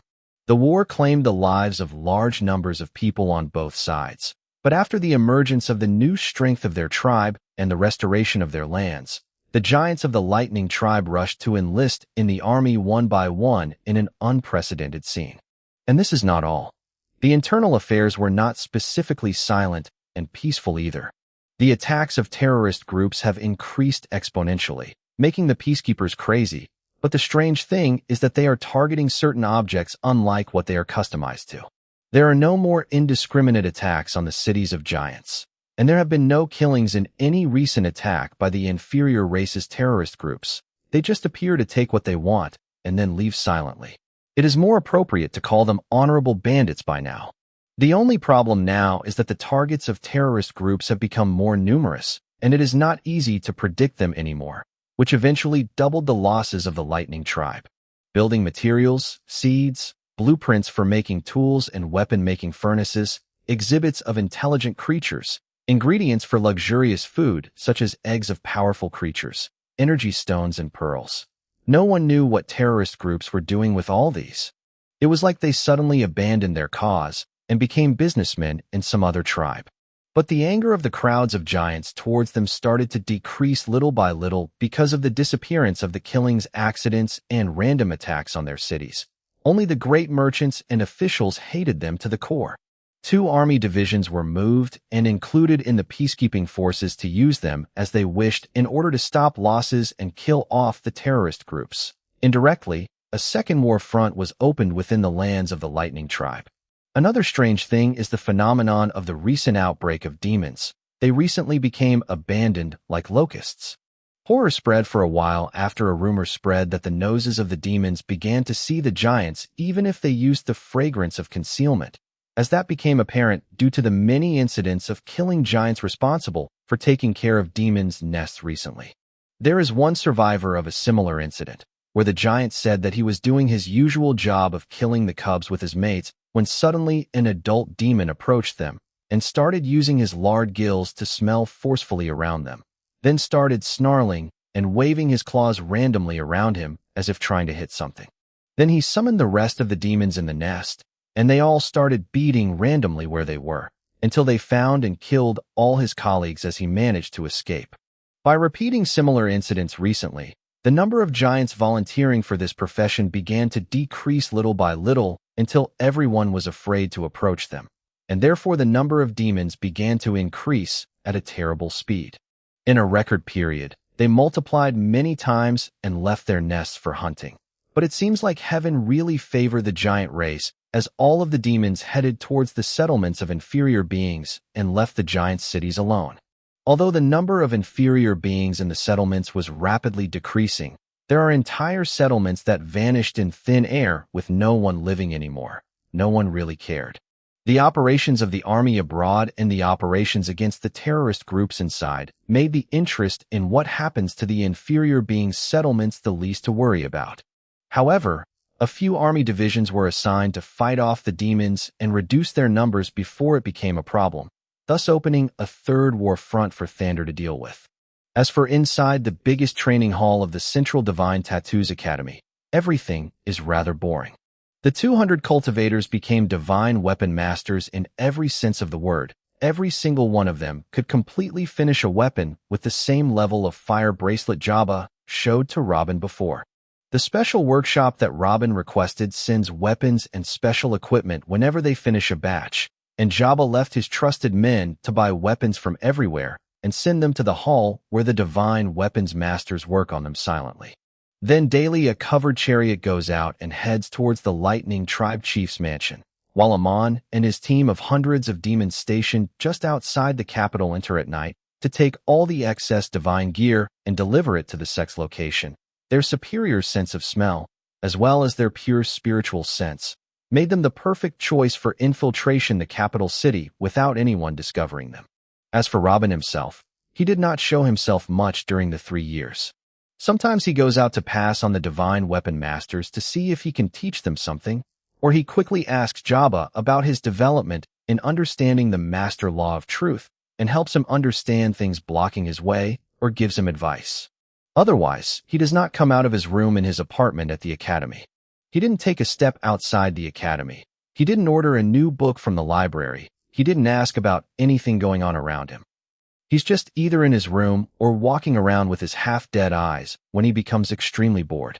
Perhaps the only thing that could be mentioned about him was that he reached the pinnacle of the warrior realm and drew the second stage of the modified body strengthening divine tattoo. It was a big event that concerns inferior beings in Nahari, but still, he didn't even tell anyone about this. Jabba only felt a change in his aura a month later on his usual tour. Seeing him like this was killing Jabba, but he had nothing to do. Inhale.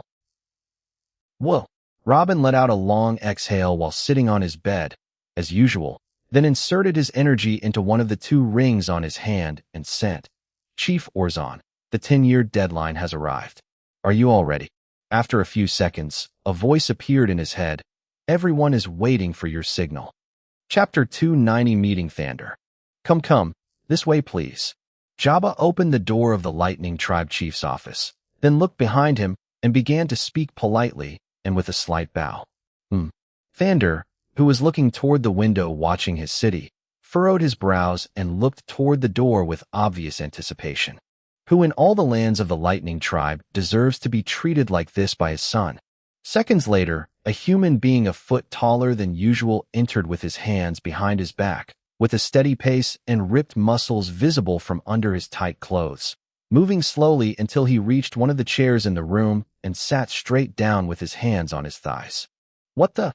Thander's eyebrows sank, even more, when he saw this impudent mortal and then looked back at Jabba in shock. But suddenly he seemed to understand something and started laughing loudly. "Ah, I see you got a good sense of humor, getting a human to act this rude in front of me. You almost fooled me this time. Huh. Father, please show some respect to my master." Jabba spoke and went to stand behind Robin's chair. "Huh." Thander returned to looking at Robin from top to bottom. "What do you mean, master? Who is this thing exactly? This isn't funny anymore. You even bought him a second stage body strengthening divine tattoo. What are you thinking?" "Father, please sit down. It is a long story I will tell you later. Right now my master has asked to meet you to talk to you about something." Jabba pointed toward the chair in front of Robin. Thander's astonishment intensified, but he sat down anyway and looked at Robin mockingly. "Go ahead and speak, my son's almighty master.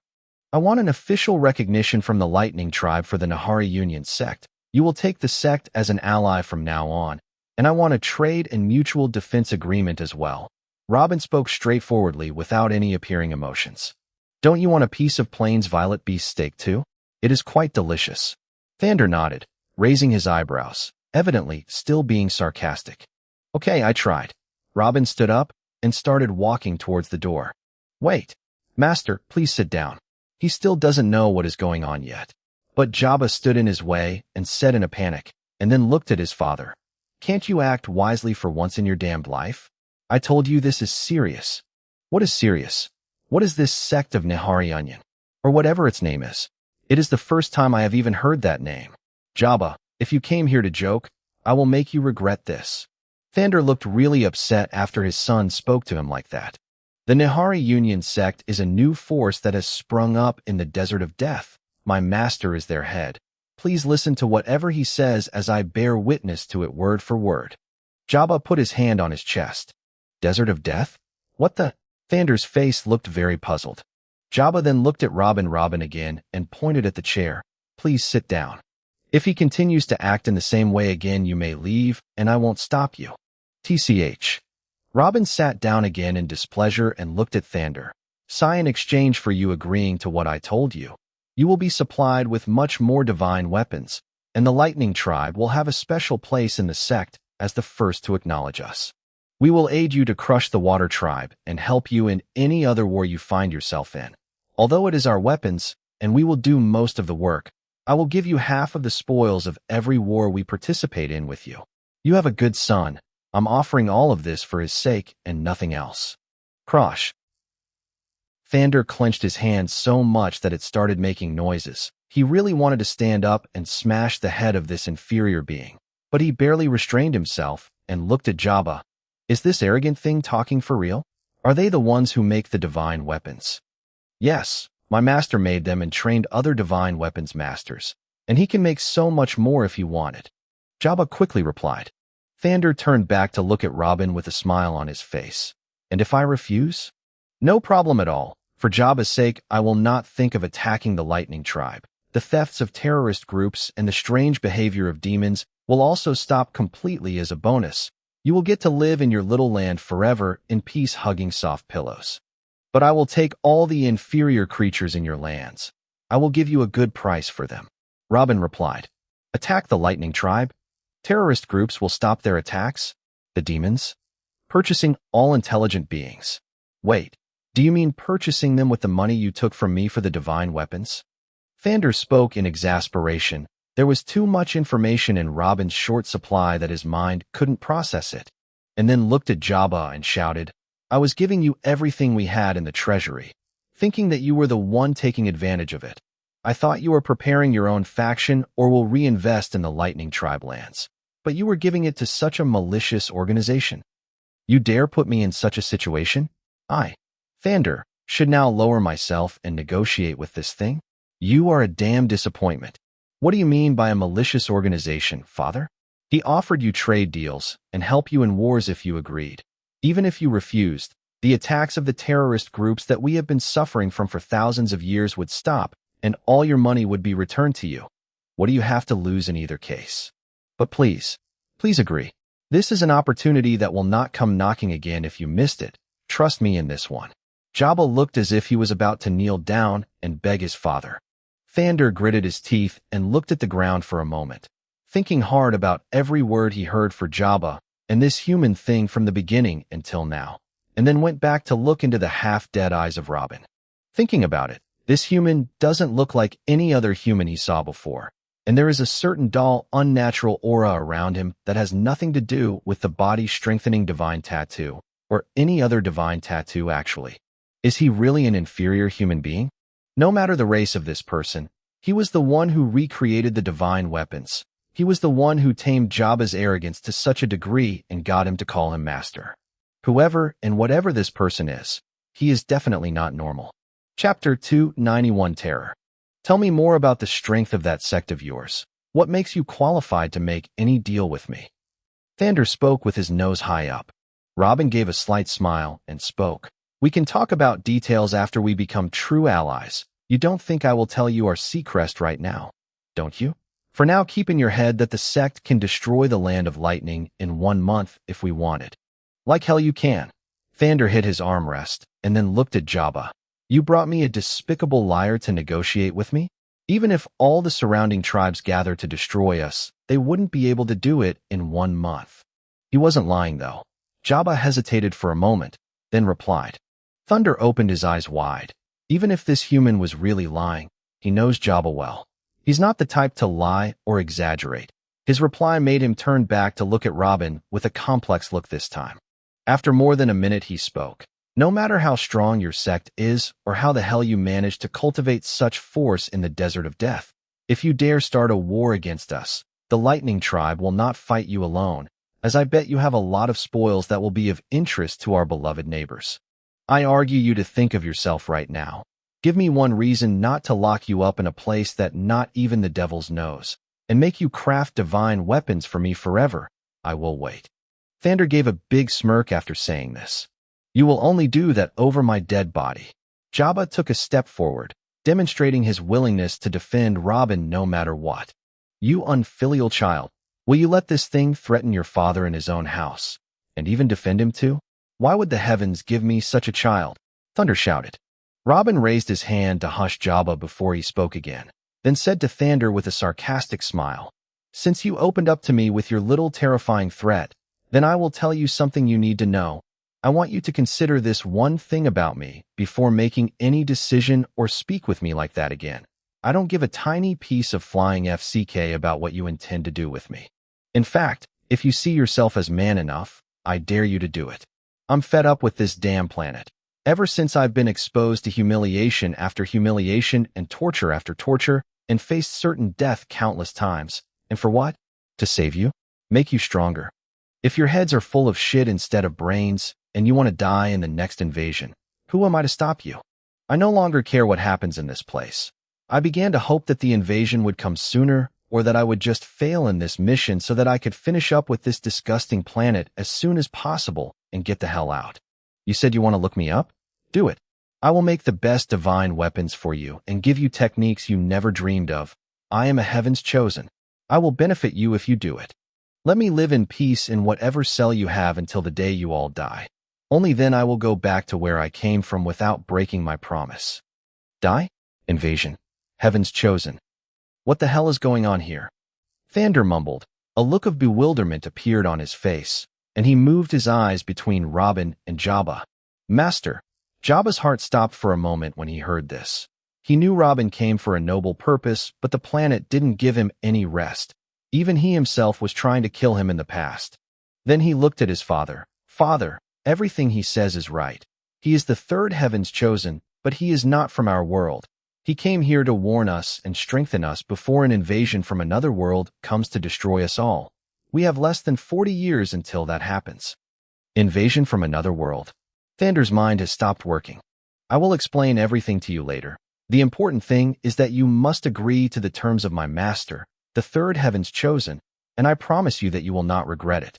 He really helped you restore your prestige in the tribe with those divine weapons he sold you, didn't he? You owe him this much. Thander clenched his hands hard and started squishing his teeth, trying to force his mind to process what was going on around him. After another minute, he rested his hand, sighed, and looked at Robin. All right, let's get into the details. Tisk. Robin seemed upset when he heard this, but he took out an oath tablet, placed it on the table, and spoke. Pass your soul sense through the tablet and repeat what I'm going to say, then we will talk. On the very next day of making the final agreement with the Lightning Tribe and making them true allies of his, almost everything changed in the Lightning Lands. All terrorist groups were dismantled and returned to join the sect army. All the demons returned to their nests, and the giants that specialized in killing them, and the army squads sent by Thander to try lower their numbers withdrew as well. Eating the meat of all intelligent creatures of all kinds has been criminalized. All those kinds of restaurants have been closed, and if it is proven that a giant is still doing it, he will be executed.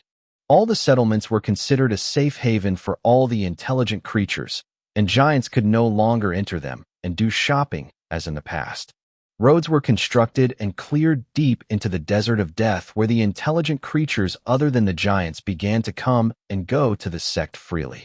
Trade caravans started moving to and from the sect, bringing in resources and minerals that are not found in the desert, and coming out with high-level weapons, fruits, and herbs. The whole next period, everything calmed down completely, and both the giants and the rest of the races experienced true and fruitful peace. After the ongoing attacks from the terrorist groups and the demon race that last period, even the giants were thankful it ended. Thander stopped the attacks on the Water Tribe for the time being and brought his troops back to stand on the frontier, and the propaganda began to drive out hatred from the hearts of the intelligent beings they harbored towards the giants, and make the giants of the land of lightning think of the rest of the races as equals to them. It wasn't a piece of cake. Thunder used all his ability to spread information to influence his subjects, but it wasn't easy at all. All the giants were opposed to this sudden change. The opposition party led by the giant Tenebris began to revolt and gather more followers after these laws, and word began to spread that Governor Thander had gone mad. This wasn't out of the expected, though. In the eyes of a mortal, this is the same as allowing pigs to have an equal vote in the elections. No matter how tolerant you are with pigs or how deep love them, this is strange and unacceptable. But that all changed when one day an entire legion of inferior intelligent creatures appeared outside the capital of the Lightning Tribe. The legion is made up of only 5,000 soldiers, but all wearing divine armor and holding divine halberd, and all of them are riding the abyssal fire lizards. The abyssal fire lizards were known to be extremely difficult to tame and feed, and there are now 5,000 of them in front of their eyes. Feeling their aura, every one of those intelligent creatures' soldiers was a shaman-level cultivator, and every lizard under their buttocks was a high-level warrior. The disgust in the giants' hearts towards the intelligent creatures disappeared, as terror jumped in and took its place. Chapter 292 Attack from Two Sides.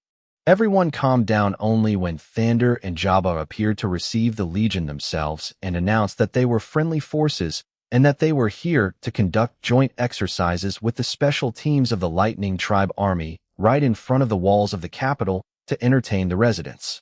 And it wasn't long before the Abyssal Fire Lizard Special Legion literally destroyed the Lightning Tribe's special forces in every competition they clashed. No blood spilled, but all the giants wished they'd died before they witnessed this day.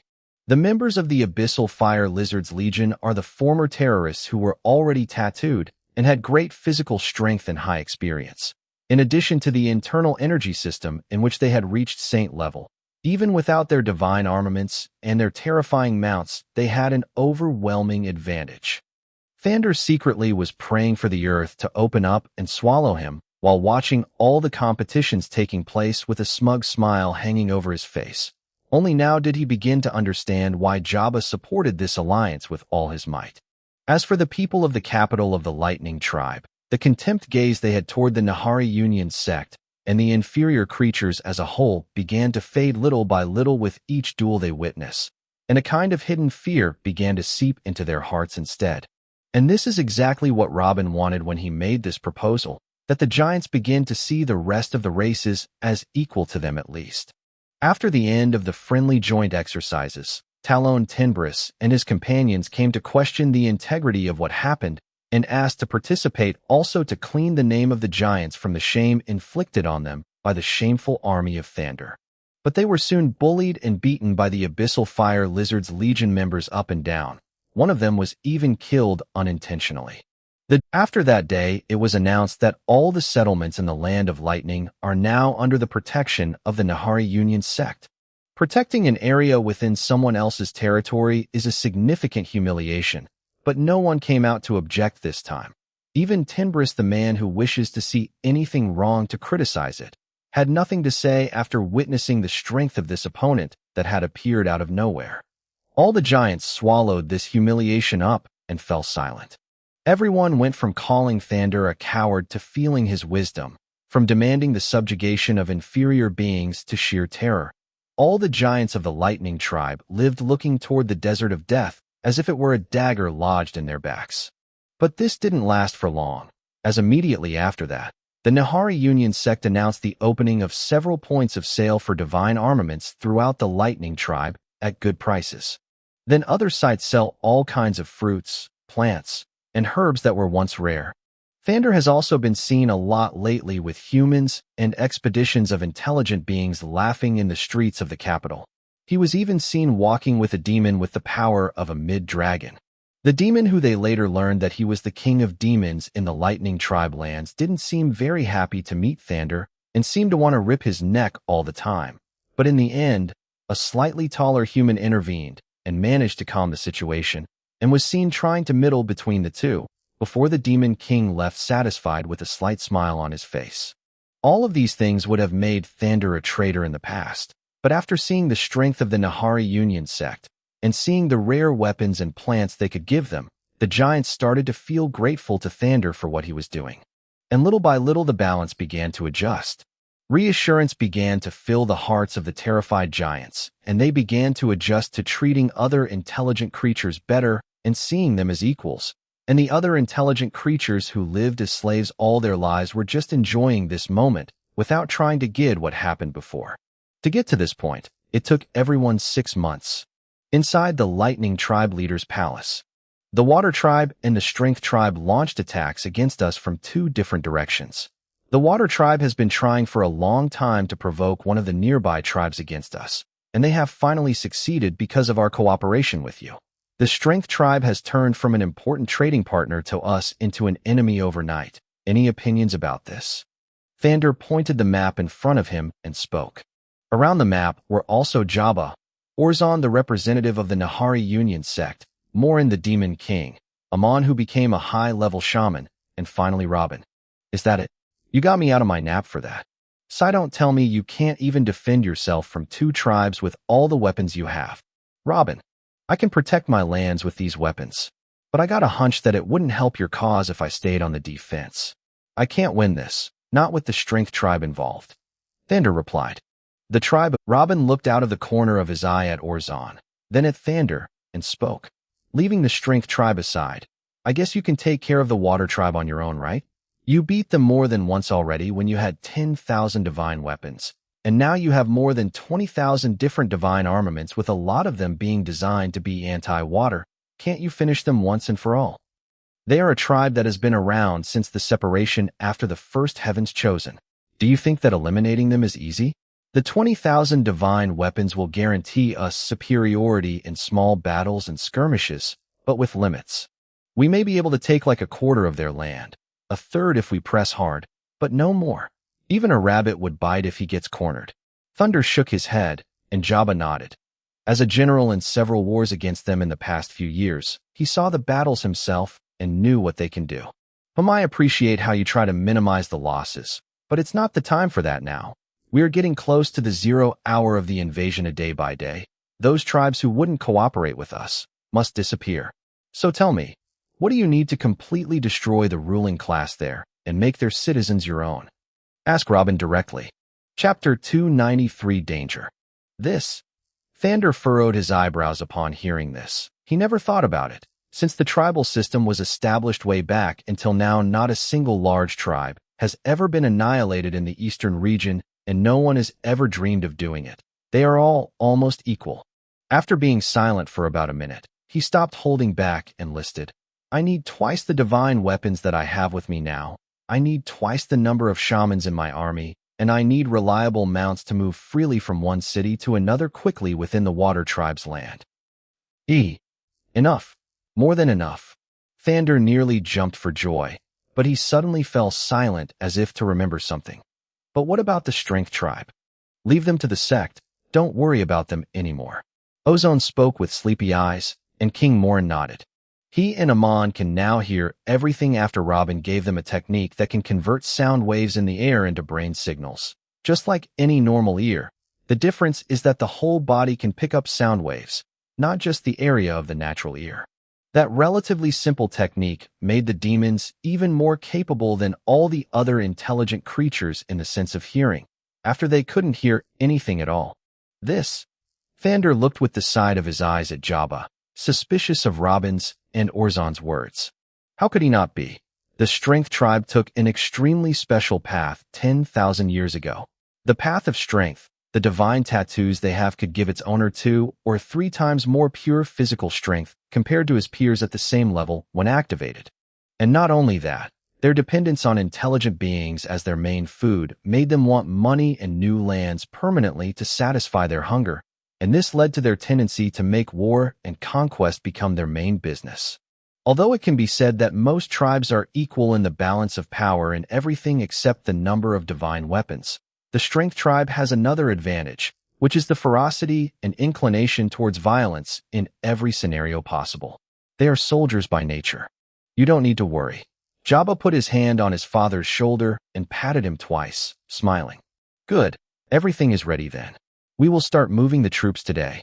Robin clapped with a smile. But the smile quickly disappeared and put his hand on his chest. Excuse me for a second. Then he left the room under everyone's warning. After a few minutes. Huh. Ever since Robin walked out of the room sitting up, he was panting heavily as if he had just gotten out of a life or death fight. Are you okay? Jabba came out from behind and spoke to Robin with furrowed eyebrows. This wasn't the first time he had seen Robin like this. Yeah, I'm okay, I guess. Robin slowly rubbed his forehead and looked at the floor. Jabba looked at Robin for a long time, not knowing what to do. Is it that bad feeling you explained in your understanding of the law of truth? It's like a bad omen or something, right? Can't you pinpoint the cause? No, it is all vague. I just feel like a catastrophe is going to happen very soon. Robin moved his hand and gripped the clothes above his heart. Jabba took a few steps and put his hand on Robin's shoulder. Don't worry, we are planning and moving at a steady pace. Everything will be fine. Yeah, never mind, maybe this bad feeling will increase as the invasion draw near. Kingdom of the Black Sun, Jura City. Damn it! Caesar slammed the conference table in front of him and shouted. Even the front of the Guerrilla Kingdom is not safe? Why, yes, sir. An army of about 600,000 soldiers appeared there and are approaching the Black Sun Kingdom as we speak, and we also spotted another 10 sages with them. A saint was sweating while kneeling on the ground. You can go out now. Theo pointed towards the door. The kneeling saint breathed a sigh of relief and slowly retreated. There was silence for more than a minute. The situation became much more severe. 3 years ago, forces from the Kingdom of Lying Water and the Kingdom of Doliver came and attacked the lands that were taken from them, and they weren't alone. The Kingdom of Oclea, which is located in the northwest of the Kingdom of the Black Sun, joined them and advanced at the same time to besiege the Black Sun from 3 sides. 3 kingdoms declared a royal war without warning. This is considered a relatively normal thing in view of the bad relations between the countries. Even Oclea Kingdom's intervention wasn't that strange. They saw an opportunity and they jumped in. Everything was normal at this point. But what is not normal is that they used tens of thousands of fire explosion talismans.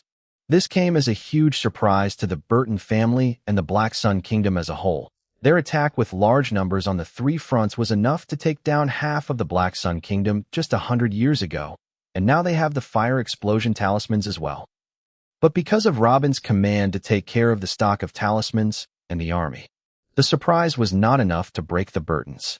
Tens of thousands of fire explosion talismans from the Allied army have been answered with 1 million Burton family fire explosion talismans. The war that was known as the Reign of Talismans did not last long, nor did the 3 kingdoms manage to advance more than a few kilometers before they were sent back, and the Burtons even managed to advance after them and took more of the 3 kingdoms' lands. After the Reign of Talismans, the Burton family's lands became large enough to declare a kingdom of their own. But yet again, 3 years later, another war broke out between the same 3 sides, and now the Kingdom of Guerrilla, which was a strong ally of the Kingdom of the Black Sun, has joined their side. They all declare that their sole purpose in the war is to exterminate the Burton family. It was a personal war, but that wasn't the problem. At the head of every coming army, there are 10 sages. With the emergence of the army of the Kingdom of Guerrilla, this means that 40 different sages have been officially spotted so far. Even more, each army has around 500 saints. How is it possible that there are all these sages on the continent? When the first 10 appeared, I thought that these were the sages of all the 4 kingdoms combined, but King 40. Is this a damn nightmare? Prince Alfred Marley couldn't help being quiet anymore and started yelling. The situation can't be any worse than this. Mom, are we in trouble? A little boy who looks like 10 years old grabbed Mila's hand and spoke in fear. Chapter 294, Us Against the World. Of course not. Your father left us with a lot of backup plans and told us to strengthen the army more than once. Because of him we have a force that can protect us no matter who the enemy is. We will be safe, don't worry. We will be safe. Mila leaned a little and patted the boy's hair gently. Umph. Richard is old enough now as you started bringing him to attend such high-level meetings. No need to treat him like a child. One of the older saints in the room spoke up and looked at the boy. Listen, kid, we are in deep shit. If your father had stayed with us, he might have come up with something to help in this messed up situation. But where is he now when we need him the most? He ran away. The boy, who seemed to be 10 years old, Richard, clenched his hand tightly and looked down, finding nothing to say in defense of his father he had never seen. Shut the hell up. Billy hit the table and stood up. If you say another word at Robin, I will demote you immediately and send you to guard the cotton fields from the earthworms. Do you understand me clearly? Tisk. That old man looked away and didn't say anything. The rest of the family's elders also started looking at each other in annoyance. Since when can a 10-year-old child and a woman from another family attend their gatherings? Even a few youngsters who don't know their origins. This is their board, their family. The patriarch was left absent-minded after hearing the news. It appeared as if he was in another world in his own head. Eventually, he ignored Billy and those old men and looked at Prince Alfred. Your Highness, what is the opinion of the royal family about what is happening? This is a royal war, as you know. The royal family will stand with us, right? In the war 3 years ago, the royal family sent their mighty armies to the 3 fronts, and they ordered the other nobles in the kingdom to do the same. They were an important element in the defense against the advance of the 3 kingdoms. Without them, victory without heavy losses would have been impossible. Even if the Burtons were able to fend off the attacks on their lands, this was a royal war. The Bradleys and Alton's lands were still in the Lying Water Kingdom as well, and were subjected to extremely powerful attacks, not forgetting the Julian family that was facing the whole kingdom of Oclea in the northwest. And now a new battlefront is opened. The front of the Kingdom of Garia, which has no proper frontier defense to speak of because they have been allies with the Black Sun Kingdom for thousands of years. Without the presence of the army of the royal family, and their ordering to move the armies of all the nobles under them to stop this advance from all directions, this war will. Of course, we certainly will. Alfred's enthusiastic words were interrupted by the vibration of his ring. He passed his spiritual sense into it, and closed his eyes for a few seconds, then stood quietly. My father asked for my immediate presence in the capital. I will see what he wants, and then I will come back to tell you. You don't need to worry. We are with you. Please go ahead, Billy replied with a smile, and pointed towards the door respectfully. Everyone followed little Prince Alfred with their eyes until he got out of the room, and then Billy said, the royal family will withdraw from this war. Yep, they will abandon us. This is too obvious. Damn it, are we facing the world alone now? Everyone panicked and put their heads in their hands. The Burton family's army was strong, but not large. It was impossible that they could defend against all those royal armies that could number in the millions, even if they can. Their enemies have 40 sages. Their only hope was the same as before, relying on the support of the royal family and using talismans to attack from behind. But after the appearance of all those sages and the kingdom of Garia entering the war, it is clear that even the royal family began to fear for itself. Not only that, if even the kingdom of Garia declared war on them, what prevents the other remaining 3 kingdoms from sending their army as well? Who is provoking these kingdoms to advance? Who has sent all those sages out of the blue? Even if the royal family of the Black Sun and the Burtons don't fear the other 7 kingdoms combined, they would have to fear whoever is behind them now. About a quarter of an hour passed before Bailey finally raised his head again and spoke. It's good that we rebuilt Jura City 10 years ago. The city can withstand a prolonged siege. Our only hope is to summon all our forces and concentrate them here. And all our lands. What about our factories and farms outside Jura? All of them will be gone. What about the title of Marquis? Is everything we have worked for will go to waste just like that?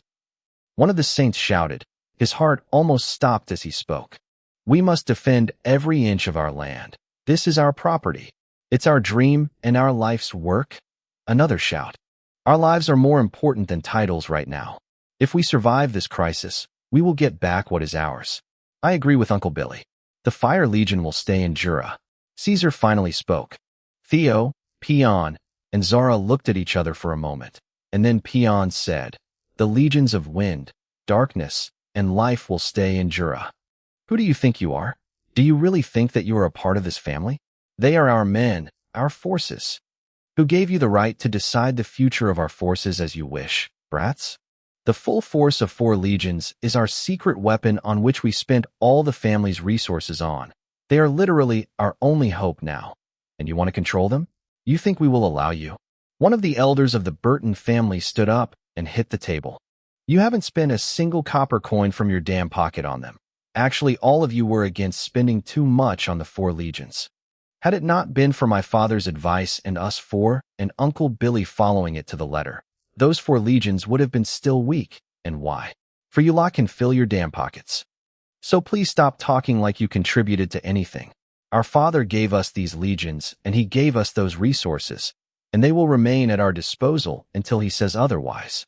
Caesar replied with cold eyes. "You." The patriarch stood and sighed. "The youngsters are right. Our lives are the most important thing to consider now.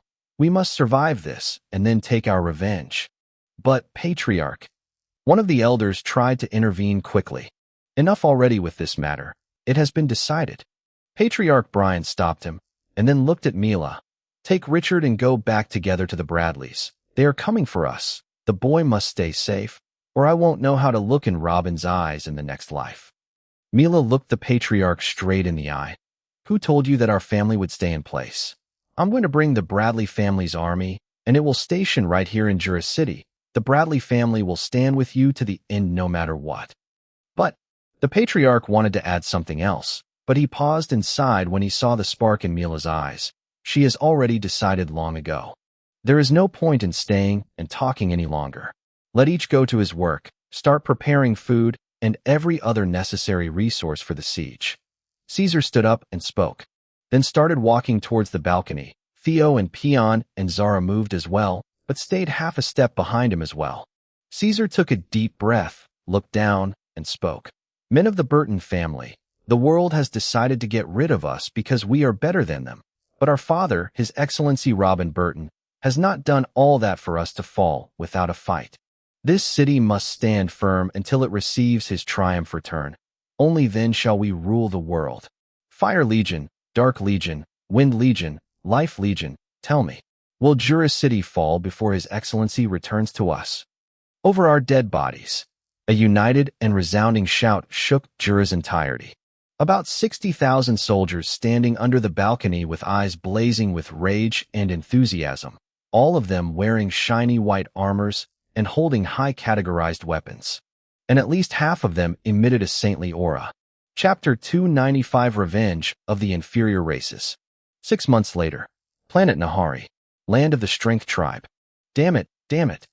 Is what the scouts said true? Are we really the next target? A giant spoke, an even larger one than all the giants that Robin had ever seen, with his muscular body almost exploding with power. "Haha, don't worry. We have got reinforcements from all the cities in a 10,000-kilometer radius, making up the largest army we have assembled in more than 20,000 years. If they really come here, this city will be their grave." Another giant laughed, dressed in fancy clothes and holding a glass of wine. "Ba ba ba. Your Majesty, the human Orzon have been spotted with about 20,000 Snapper Mountain Wolf Riders and about 50,000 demons. They are on Mount Petron right now." Someone hurried in and spoke. "HM, over Mount Petron? Just standing there?" The sitting giant held his eyebrows. "Yes, sir. Reports say they are preparing a campfire and have started hunting for local beasts." "Huh? Mount Petron is only 10 kilometers away. Are they planning to stare down at us to death?" "Ha ha ha." All the giants in the room laughed out loud. Then the seated giant spoke. "This is what happens when you have strength but are inexperienced, humph. Gather every shaman we have and put them on standby. We will go attack their camp when it gets dark." The giants started to look at each other with laughter and big smiles, after hearing about the mighty Nahari Union sect and their previous attacks, and their main ground forces riding on the Snapper Mountain Wolves, and even having tens of thousands of demons with them. Fear leaked into their hearts. After all, these were situations that no tribe has faced before, but with the news, they heard now. Maybe the days will pass just fine. But at that moment, a loud shout froze their faces. Roar! What is this sound? The seated giant took his wine glass with him and went toward the balcony with heavy legs, but he held his ground before reaching it. The wine cup left his hand and hit the floor with a bah. As he looked in front of him absent-minded and muttered, "D. Draco?" What was that? The rest of the giants stood one by one and headed towards the balcony as well, but like their leader, no one really managed to get to the balcony. They all stood in their places when they saw the same scene of horror. Thousands of winged Draco beasts dyed the sky red. Most of them emit a high-leveled warrior aura, but the few hundred in the front of the squadron are clearly at shaman level, especially the Draco at the head of the fleet, who seems to be at the top of the shaman level. Every roar from him shakes heaven and earth.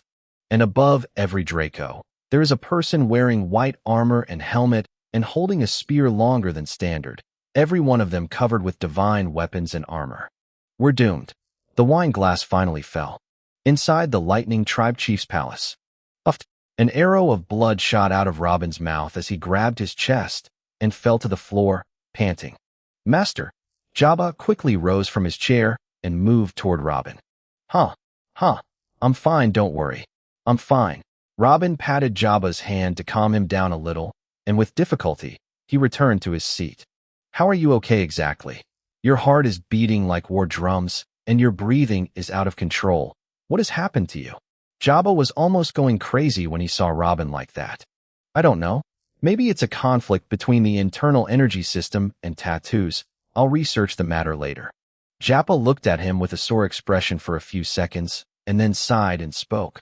My father has already taken over 70% of the Water Tribe's lands. All the intelligent beings in those lands have been liberated, and we have guided them towards the sect's location as you ordered, and those who refused to go yet were left peacefully in their settlements. The giant race is also being treated. The Strength Tribe were more stubborn and desperate in their defense, but the Nihari Union sect slashed their way into their lands like a knife in butter. If I am not mistaken, they are now attacking the capital of the Strength Tribe with the entire elite Draco division. They have the absolute advantage of air command. Winning is only a matter of time. I guess they will be finished by dawn today. Your father is too slow. Robin spoke in exasperation. He should have been about to finish too, especially with all those divine weapons he had. Even the entire elite legion of the abyssal fire lizards. Ahihi. As you know, he stops losses as much as possible so that he comes out with the best results without much bloodshed. If you compare the losses of the sect with the losses of my father, you will find a very large difference. There are also some matters that cost him a lot more time, like finding the settlements and escorting them safely to the Desert of Death, and then trying to woo the commoners of the giants in the land of the Water Tribe, and treat them kindly as you asked. I still don't understand why. You clearly know that this did not work the second heavens chosen, but you certainly have your reasons. But that sect doesn't have that much concern in the Strength Tribe. There aren't any inferior races there, and they have no love for the giants, so they just kill them and feed them to the demons afterward. They are having it easier. Tisk, just admit that your father is useful as a ruler in situations where there is complete peace, but he does not have the heart of a warrior even when he is armed with all that weapons and backed by such an army. Secondly, the second heavens chosen did not succeed in his quest because the information was withheld from the rest of the world and no one knew what he really does. Robin shook his head, smiling. And that will change in your condition? The giants this time will be generous and say what happens as it is. Jabba raised an eyebrow. Of course, it will be different. I have a secret weapon that the second heavens chosen didn't have. Robin smiled and looked toward a corner of the room. You won't let me down on this mission, right? Jabba turned towards that corner of the room and didn't find anything. It was just a wall. But suddenly a huge body began to materialize, and two big eyes slowly opened. Ugas will publish what you want to be published, and hide what you want to be hidden. Tomorrow the whole eastern region will know how kind and generous you are. Chapter 296 Carefree. You gave this bastard the major heavenly law of darkness? You can't imagine the extent of the crimes and horrors this person has committed, but now he has an additional means of escaping from justice? He even became a saint in the inner energy system before me. What the hell? Jabba stood and pointed toward Ugas. He's my most loyal follower. There is no doubt about that. His actions in the past don't concern me. Robin nodded, smiling. Huh? What about me? Jabba shouted when he heard Robin's brazen uggas. Robin looked at him and spoke seriously. I don't want your loyalty. I want you as an assistant and a partner. Can you do this for me? Tisk. Jabba sat down again, looking annoyed. You know I'm trying really hard. I understood almost everything about the master law of truth, but there is a missing link I still can't get my hands on. Then don't have to push yourself. It's been more than 10 years since you took that information from me, right? Since then you are stuck in the 10th level of energy foundations. In the incoming years, I will need your strength to lead my armies and unite this world. Choose any other law and build your pillars with it. You may not be destined to see the truth. Robin shrugged. Jabba clenched his hands tightly. I still want to try more. As you like. Robin cut off the conversation and then looked back again at Uggas. Has there been a diversion or smuggling incident during the last few weeks?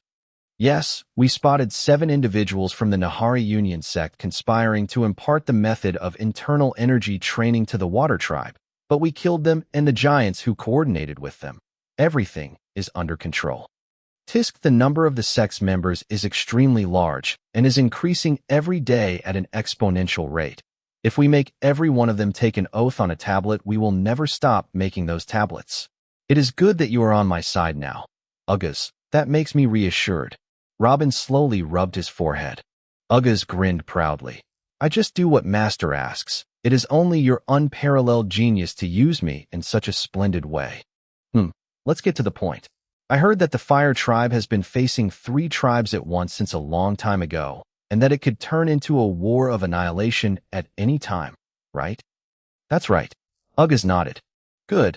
I want you to reach out to their chief, I mean your brother of course, and tell him that he has a choice of 2. Option number 1. After the Strength Tribe is finished, I will send my army across the Desert of Death and tear his capital to pieces. The lands of the Fire Tribe would be perfect as the next target since they are bordering with the Desert of Death. We will have a real headquarters and good fertile lands once we add their lands to the sect. That's very clever. And the second option, Master? Uggas spoke without much emotion, as if he had forgotten that he was living his present despicable life because of trying to defend the Fire Tribe in the past. Option number 2 is to buy 20,000 divine armaments from me and about 1,000 sound rings, and maybe a few thousand good mounts. But immediately after that he must find an opportunity and start a war with one of the 3 tribes next to him. When the 3 kingdoms unite against him again, he must officially request to join the alliance of the Nahari Union sect and the Lightning Tribe. Then we will be able to enter the war with him and expand towards the west at our convenience under the name of the Fire Tribe, just like we expand to the east and north now under the name of the Lightning Tribe. But of course, this opportunity will come with a small oath that your brother has to say. It's nothing big, just to ensure his loyalty to the interests of the sect and to keep his mouth shut. Robin spoke and closed with a smile. This plan is even better, Master. I think my brother will know what to choose, and if not, I will make him know. Uggas bowed with a big smile, as if something deep inside him felt at ease. Good, you can go now. 5 more years passed quickly. The leader of the Fire Tribe agreed to close the deal with the Nahari Union sect after his brother's strong insistence and his exaggeration of the power of the sect. He finally came to the sect's headquarters and used an oath tablet to express his new loyalty to them. And in the same week, many carriages began to leave the sect for the Fire Tribe in silence. And about a month later, another major war began. As for Robin, he did not leave the capital of the Lightning Tribe even for a single moment. More precisely, he was not found anywhere but the clan chief's palace or the Central Academy, and on the way between them, he always had a few Dragon Realm cultivators by his side. All he did was sketch out future directions, and then let his new followers carry them out at their own convenience. The number of divine weapon masters also doubled a few times, and they had to move to a more suitable, comfortable, and safer place, so Robin ordered them to go to the Nahari Union sect lands. There were a few, however, who stayed at the academy to receive pointers from Robin from time to time and teach it to the rest back at the sect. They also had mutable layers of protection, working under the protection of a few dragons. Those who were transferred to the sect's place began to teach their craft to more juniors and give them their expertise and establish factories there. Of course, No one will learn anything about divine weapon making without swearing an oath. But even though there were many who yearned for such an opportunity, there was also a faction established in the sect to draw the divine tattoos that Robin modified. The difference between drawing runes on the weapons or on the skin wasn't that big of a deal. Whoever does one can do the other with a bit of practice, and they had tons of people to try on. After everything was set in order, Robin had nothing to do with making divine weapons or drawing the tattoos other than creating a few anti-tribal designs when he was asked to. Other than that, he rarely thought about this subject. Ugas even asked for Robin's help in one of the wars when the three tribes together almost destroyed the Fire tribe. If this was before, Robin would lead some elite troops and gone to lead the battle himself. But when Ugas came to him for rescue, he referred him to Orzon and told him to discuss the matter with the sect and leave him alone. Robin's words with the chief of the Lightning tribe before were not an exaggeration or empty words. He really no longer cares what is happening to this vile planet. He just does what his conscience dictates. It's all for the time when the all-seeing God shows up again and asks him why the planet was burnt to the crisp. Robin would say that he did as he promised and tried. That's it. He promised the all-seeing God that he will try his best to strengthen them before the invasion comes, and he will do just that. But only the minimum, and from afar, far as possible from any danger. And he will not stay to watch what happens when the invasion starts either, but will take off from here the moment he knows that the invasion is approaching. He can build a small space portal in only 2 months. Whether the planet will survive or burn after that, it wouldn't concern him anymore. This new carefree style benefited him greatly. However, after drawing himself the second stage of the modified body strengthening divine tattoo, all his time went towards strengthening himself further and meditating on the world around him. And finally, after more than 15 years of reaching the 20th level of the knighthood, Robin finally managed to reach the second stage of the Master Law of the Truth and break through to level 21. Chapter 297, A Changing World. The depth that Robin could see was completely different from before. All the laws around him changed their shape and became more dense and complex in his eyes. With the first look, Robin realized that now he sees the second stage of all laws around him easily as he sees his palm, and he can also see the third stage of them, a bit blurry, however. As usual, after a breakthrough, nothing changed in Robin's body except his eyes, which made him sure that the previous breakthrough was not incomplete due to the lack of energy, but rather this is the nature of the law of truth. But this time he did not grieve, as this point was far from a problem now that he's already a mid-level shaman in physical terms. After getting the second stage of the modified body strengthening divine tattoo, his body became much stronger than his inner energy system. Perhaps the only thing that really changed this time was that his eyes of truth emit a faint golden color when activated instead of glowing green. Robin didn't know the exact reason behind this, but since it made no difference other than his outward appearance, there was no need to dig into it much. So he accepted the look of his new golden eye with a smile and forgot about it immediately. Happy with what he achieved, Robin wanted to contribute an additional gift to this world. So he ordered the publication of the modified body strengthening divine tattoo to everyone who wants it among the sect members, with the sect taking care of the full cost. This massive project needed much more divine tattoo masters, but they weren't that hard to find. The number of divine weapon masters has multiplied a few times in recent years. Drawing inscriptions, tattoos, or hieroglyphs are all the same. As long as you can draw one, you will be able to draw the rest with a little practice. And so quite a few of them were transferred to work on this project. Robin also took advantage in his decision of the layers of protection put in place by the first Heavens Chosen and backed by the second Heavens Chosen. The small adjustments he made inside the body strengthening divine tattoo would not be apparent to anyone but the person drawing the tattoos. And of course, all the divine tattoo masters underwent a harsh oath not to deposit anything they shouldn't. So don't worry about a leak that the tattoo has changed. Ugas can be used to promote that the sect has found a plant that can help the body of non-giant races to withstand the divine tattoos, which is believable since a number of them were already using it. Also, the old convention does not forbid minor races to use tattoos if they are under the care of giants, as long as the Lightning tribe announces that they are the ones who gave their tattoos to the sect, so there will be no problem. Even with making the happy decisions, Robin was extremely careful not to trigger anything he shouldn't, before the right time at least. Another decision that has been taken is to create a new branch in the sect, a branch of the race of giants, where they will recruit all of the giants who want to, whether citizens of the land of lightning or anywhere else, and those giants will be given techniques and laws to practice the internal energy system freely. Unlike the rest of the races, however, they will have to swear on the oath tablet. Robin also decided to allow the Land of Lightning and any other tribe that chooses to side with him to create special forces squads in which the Titans would be trained in the internal energy system, as well as tattoos, of course. They would have to buy oath tablets as well and force them all to take an aggravated oath, but the strength of a squad like this, when backed by divine weapons and armor. Thunder's feet started trembling when he thought about it. And that's exactly what happened. Over the next few years, the map of the eastern region of the planet began to change completely. After conquering all the lands of the Strength tribe, destroying the ruling family, dismantling the army or feeding them to the demons primarily, and getting rid of all resistance, the Nahari Union sect's forces returned to the Desert of Death once again, and 2 standard legions of the Lightning tribe army advanced to take control of the land and put it under their protection.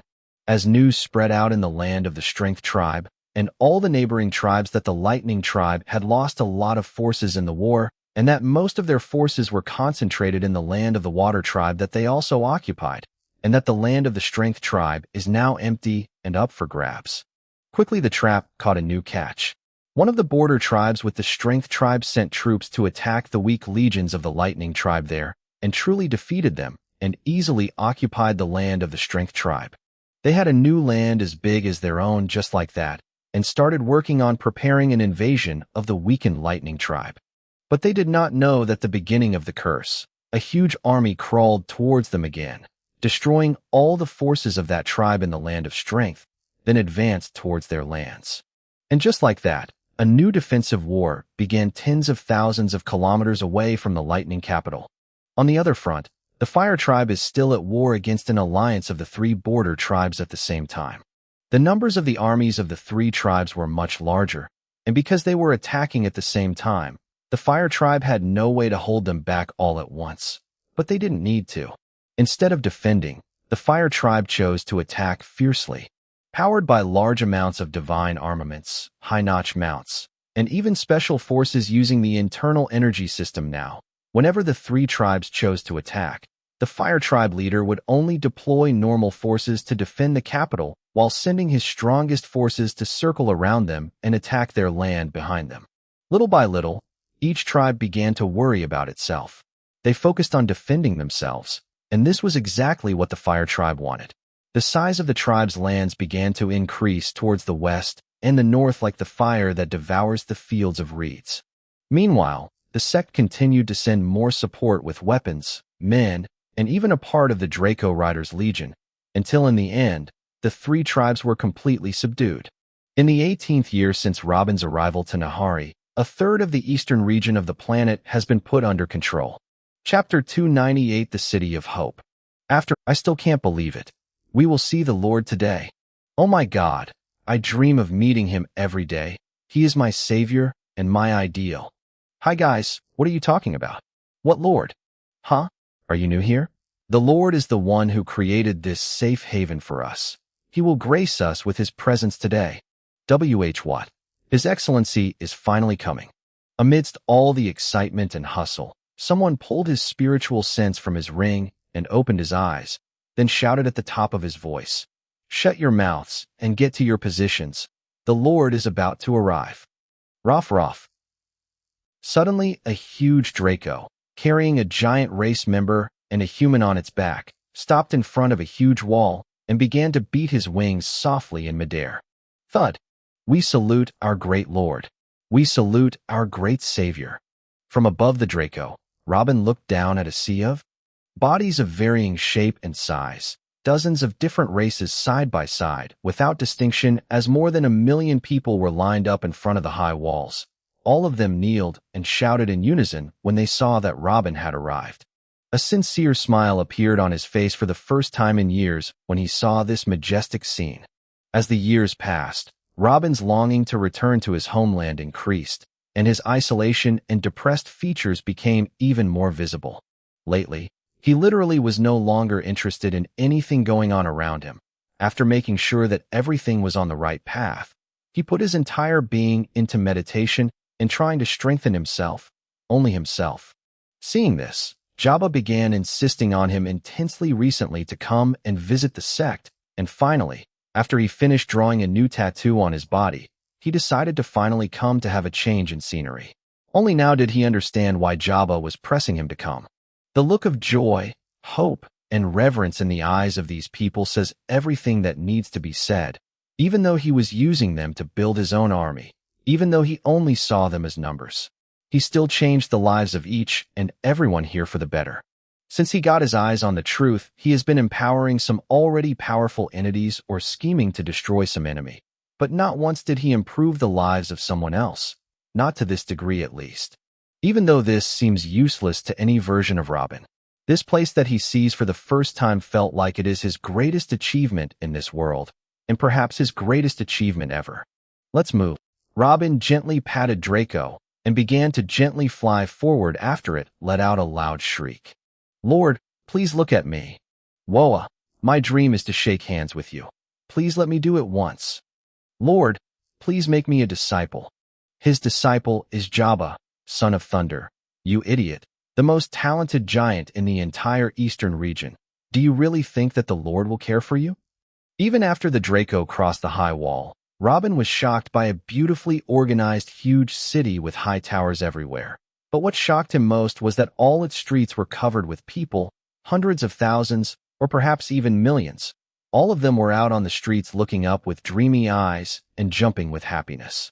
Even more, this place was not only about high buildings and residence numbers. Around the central residence area, Robin can see the stables of tamed beasts playing around, fields full of tall fruitful trees and green gardens, and even waterfalls rushing from underground. This place is a paradise and a real capital that any kingdom on his home planet would be proud of. What made it more strange was that he still sees newly built infrastructure and raw materials for further expansion laying around.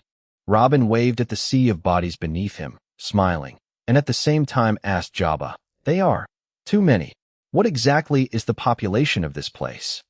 This is the City of Hope, the first city to be built in the Desert of Death. Its current population is about 17 million. The city still needs a lot of work and expansion, but it is still very good for its young age. Jabba spoke with a smile as he stood behind Robin. 17 million people. Robin was stunned when he heard the number. I know. You expected more. This is not the total number, so don't worry. There are 7 other cities being built nearby, and each of them holds about 5 million people inside. 7 other big cities? Shocked Robin looked at Jabba and stopped waving at his fans. This size and population are enough to make every one of these cities into a major capital of its own. That's normal. The numbers of inferior creatures, the creatures that were heartbreakingly suppressed by giants are very large within the land of lightning alone. And that's not it. There are still batches coming daily from all the tribes we have conquered. I heard that the sect council is planning to set up 3 more cities soon. Jabba replied. Wow. Robin didn't know what to say anymore. The sect's project had gone a lot further than he expected. Rough. After a few minutes, Robin found himself in front of the tallest building in the City of Hope, where about 40 individuals of different races were lined up next to each other. With one look, Robin knew that they weren't ordinary. Even the shortest of them was an imp with the physical power of a low-level dragon, and a saint at the same time. Not only the imp, each and every one of them looked strong and wise. Robin was certain that each of them lived for 1,000 years at least. Jabba made the Draco descend in front of them. Then he and Robin came down to stand in front of the 40. We salute our Lord. We salute the founder.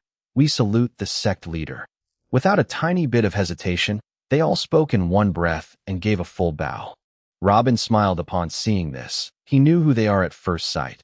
There's no need for these formalities. Dear our elders, you are the heart of this great entity, and you are not fit to bow to anyone. We are nothing without your appearance. Without you, we would now be lying in our settlements waiting for the death of our children as usual. You are the one who made all this possible, Your Excellency, the third heaven's chosen. Orzon came forward and spoke. This was not his natural behavior in front of Robin, but his style was completely different because there were a lot of attendees. Please come with us to the council. Robin smiled and stepped forward. Orzon waited until Robin was one step ahead of him, then followed him next to Jabba. Then the rest of the elders followed in 2 rows, silently and respectfully. Chapter 299 Sect Council. Please take a seat. Robin sat down on a chair significantly larger than the rest in front of a large round table, then gestured to Orzon and the rest of the sect elders to sit as well. Haha, we won't turn down your invitation then. A hairy and bearded dwarf advanced and jumped onto one of the chairs, then looked at Robin with a big smile. I want your excellency to know that we really, we're looking forward to your kind visit today. Robin chuckled and looked at Orzon. Is that right? Please don't underestimate yourself, Mr. Third Heaven's Chosen. Everyone here knows who you are and what you did for us. You are the forever head of this sect. Orzon bowed slightly and replied solemnly, and then proceeded to sit on the chair next to Robin, and then looked at Jabba. Why don't you sit down? I'm fine here, Jabba replied, still standing behind Robin. Jabba's overbearing presence as a mid-level Dragon Realm cultivator alone was enough to pressure everyone present. That's not even considering his status as the son of the Lightning Tribe Chief, the #1 genius in the Eastern region, and most importantly, the only disciple of the sect head. Very good. Robin nodded with a smile after hearing Orzon's words, but didn't seem to be too impressed, then said, So, is there anything new? The elders looked at each other. Then one of them spoke. It's all right, of course, as long as you are on our side. Don't you want to rest a bit from your travels, sect head? Maybe we can recommend a few good brothels for you first? Brothels? Seems like a good idea. Robin looked up at the ceiling for a moment, smiling as if he had remembered something, then continued, Sounds good, but no thanks. I have come to get some fresh air, and I might be back at the Central Academy today. Let's make the most of this opportunity, okay? The last news I got about the situation was a few years ago. How is everything going on? About 40 old men did not look at each other in shock. Whether Robin announced his intention to leave on the same day or said that he had not known anything about their situation for years. Does the head of their sect even care about them? Allow me to summarize the situation for you, then, sir. One of the elders, a person of the race of giants, stood up, gave a quick bow, and spoke. Robin looked at him. And you are? Jabba descended toward Robin's ear and spoke in a low voice. This is my uncle Talker. He volunteered to lead the giants' branch in the sect. Oh, Robin raised both eyebrows and continued. So please, Mr. Talker, where are we at? Are the Fire and Lightning Tribes operations still going on? In response to the sect head, no, there are no longer any current wars involving the Lightning and Fire Tribes. The giant shook his head and then continued to speak. After the Lightning Tribe destroyed 4 tribes, and the Fire Tribe destroyed the 3 tribes at the same time, all the other tribes on the border with them became obedient like pet dogs, and according to the teachings of your lordship, we did not dare to initiate aggression without a reason. Oh, and when we reached this dead end, we decided to repeat the wonderful strategy your lordship devised for the Fire Tribe. We chose other tribes in the eastern region of the Nahari world, who have many enemies, and we offered them assistance with divine weapons and soldiers. In exchange for the leader of the tribe to swear on the oath tablet what we dictate to him, and whoever refuses among them, we threaten him that we will give this support to his enemies. And they saw what happened with the enemies of the Lightning and Fire tribes. They knew what to do. The plan succeeded with 5 other tribes. Each tribe of them destroyed or subjugated all the tribes that lie on its borders. Everything was done internally among themselves. Just enemy tribes from a long time ago that fought each other. And one of them prevailed. No one can link what is going on with the sect. And as we speak now, only one war is going on in one of the tribes in the Far East. When this one war is over, in a month maybe, the whole eastern region will be under our control. Talker announced, and the council members applauded warmly after that. Robin nodded a few times and then asked, What about the northern region? Isn't there any movement? Did they suspect something? No, sir. After your strict orders on our outlines, we made sure that the name of the sect was never mentioned. What is happening now is that a few tribes have destroyed a few tribes. Nothing suspicious about it. No one can conclude that a single entity or such thing is trying to dominate the eastern region. Only the heads of each tribe know about us. In addition to this, the fire salamanders have proven to be of immense importance in all of this. All information about what is happening in the eastern region has been suppressed.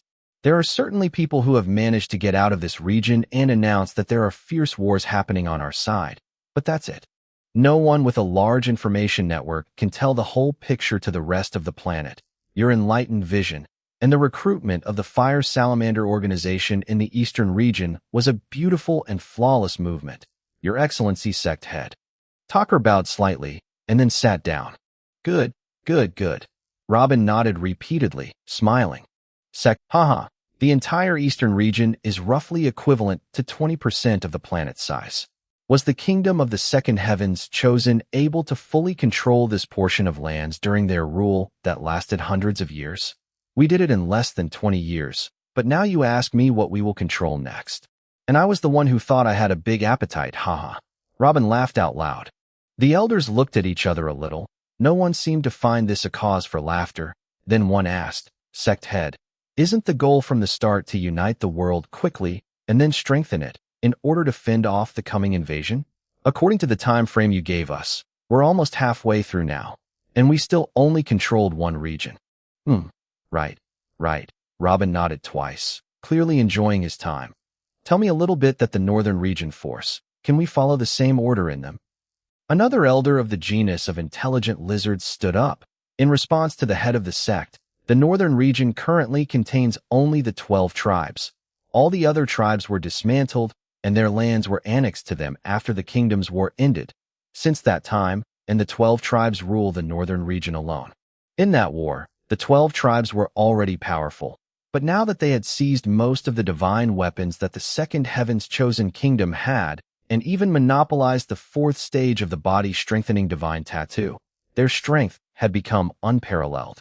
Add to this that they are very cohesive, and it is impossible to make a distinction between them, as there has been a lot of overlap between them through trade and marriage throughout more than 200,000 years. The amount of common interests and blood relations between them makes it difficult to separate their peoples even if governments declare war on each other. So, no, we can't use the same method we used with the eastern region with them. They will eat us alive if we try to contact one of them over this matter. That sounds really hard indeed. Robin raised his lower lip and said, Okay then, I guess we will unite the whole planet. Except for the northern region, Chapter 300 News. The elders started to mumble upon seeing Robin's behavior. They can smell that their sect head really didn't give a damn about anything. He didn't even tire himself for a second to find a solution. Jabba raised an eyebrow upon seeing this, and then shouted loudly, Silence. My master means that we should unite the rest of the planet first, and then the North will listen to us when they realize the new world order. Remember, our main goal is not to conquer, but to unite the ranks. Oh, the sect master is indeed wise. How did we miss this? The council members spoke comfortably upon hearing this, regretting that they misunderstood their sect head's intentions. But Jabba himself looked back at Robin with eyes half sad and half questioning. It was clear that coming here and seeing his accomplishments with his eyes was not enough to soften Robin's hatred for planet Nahari. Yeah, what Jabba said sounds very good. Wow, a user of the third stage of a law has a sage name in the inner energy system, right? This is equivalent to the dragon's realm. Also, this method is much cheaper than applying divine tattoos to train the body. All you have to do is understand a heavenly law and then sit in a meditating position to gather the energy inside you. There is no buying expensive materials or assign a good divine tattoo master. All you need is a natural energy source, and we have abundant of that. We will be able to nurture many sages easily. Not to mention that cultivating the inner energy system is actually faster. Oh my heaven, will we have whole squads made up of sages? That's awesome. Enthusiasm and cheers erupted in the hall, but it was interrupted by Robin's words. Sure. Let me continue, please. There is another tablet here that has the third stage of the body-strengthening divine tattoo, the modified version, of course. WWHA. SHHH. Robin looked at the elder who was about to cry out, and then continued. Ugas has helped you a lot in directing your movements, spreading the information we want, and restraining what we don't want. But this will not be so easy on the rest of the planet. He has managed to talk to the rest of the Fire Salamander chiefs and told them that he made a deal with us and convinces them to help us in their own regions in exchange for money, a lot of money, and you won't find the same absolute support. You must act very, very carefully from now on. Another thing, in the Far East, there is a vast ocean, and after this ocean, there is the Western region, right? The ocean is not crossable because of its bad weather conditions and the large number of sea beasts that destroy any wooden ships. So whoever wants to go from east to west, and vice versa, must cross the whole continent. Robin spoke, then pointed at a certain tablet. Here you will find runes that you can draw on ships to make them penetrate the water more easily, and make the sails automatically attract the air towards them. With it, you can even make ships of the strongest metals, and you will be able to sail just as fast. In this way, you can intervene and send weapons and support to the Western region, and do not wait until we finish the middle and southern regions first. Sniff, sniff. I knew that the sect head did not abandon us. He spent his day and night thinking of ways to help us. Robin was very surprised when he saw a few old men crying, then looked at his side at Jabba with his left eyebrow raised as if to ask him what was going on here, but Jabba laughed in a low voice and raised his shoulders. Well, then, I think that this is all about the future direction of the sect. You have all the necessary tools, so do what you do. If you succeed, it is good. If you do not succeed, it is good too. The important thing is to continue to fortify and strengthen the Eastern region during the next 20 years. Well, I'm going into another seclusion, looking forward to another meeting like this in 10 years or something. Nice to meet you, everyone, and goodbye. Robin smiled and stood up. Sir, a moment, please. Before Robin moved to the door, he heard someone sitting at the round table calling for him. HM. Robin looked at him with furrowed eyebrows. That person stood up and bowed. Lord Ugas is on the way here since he knew you were coming. He said there was something you might want to hear. Please wait a moment. I need to wait for Ugas? Robin narrowed his eyes. When he comes, tell him to text me through the sound ring and tell me what he wants. Robin turned and headed for the door, but at this moment, swoosh. The sound of strong wind came through the window, and a huge shadow entered.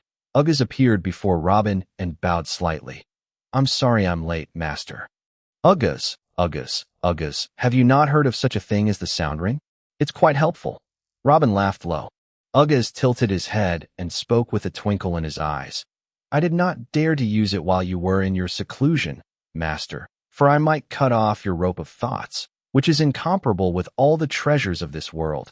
And when I knew that you had finally come out and would come to the sect, I came immediately. The opportunity to meet you in person is not often repeated. Haha, you became a good sycophant then. What do you need? Is there a problem? Robin laughed out loud and asked. Ugas shook his head. No, Master. I am overwhelmed by your grace. How dare I ask for more? There is no problem either, but I heard something strange at the last meeting of the Fire Salamander chiefs and found that you might be interested in it. Oh, what could this be?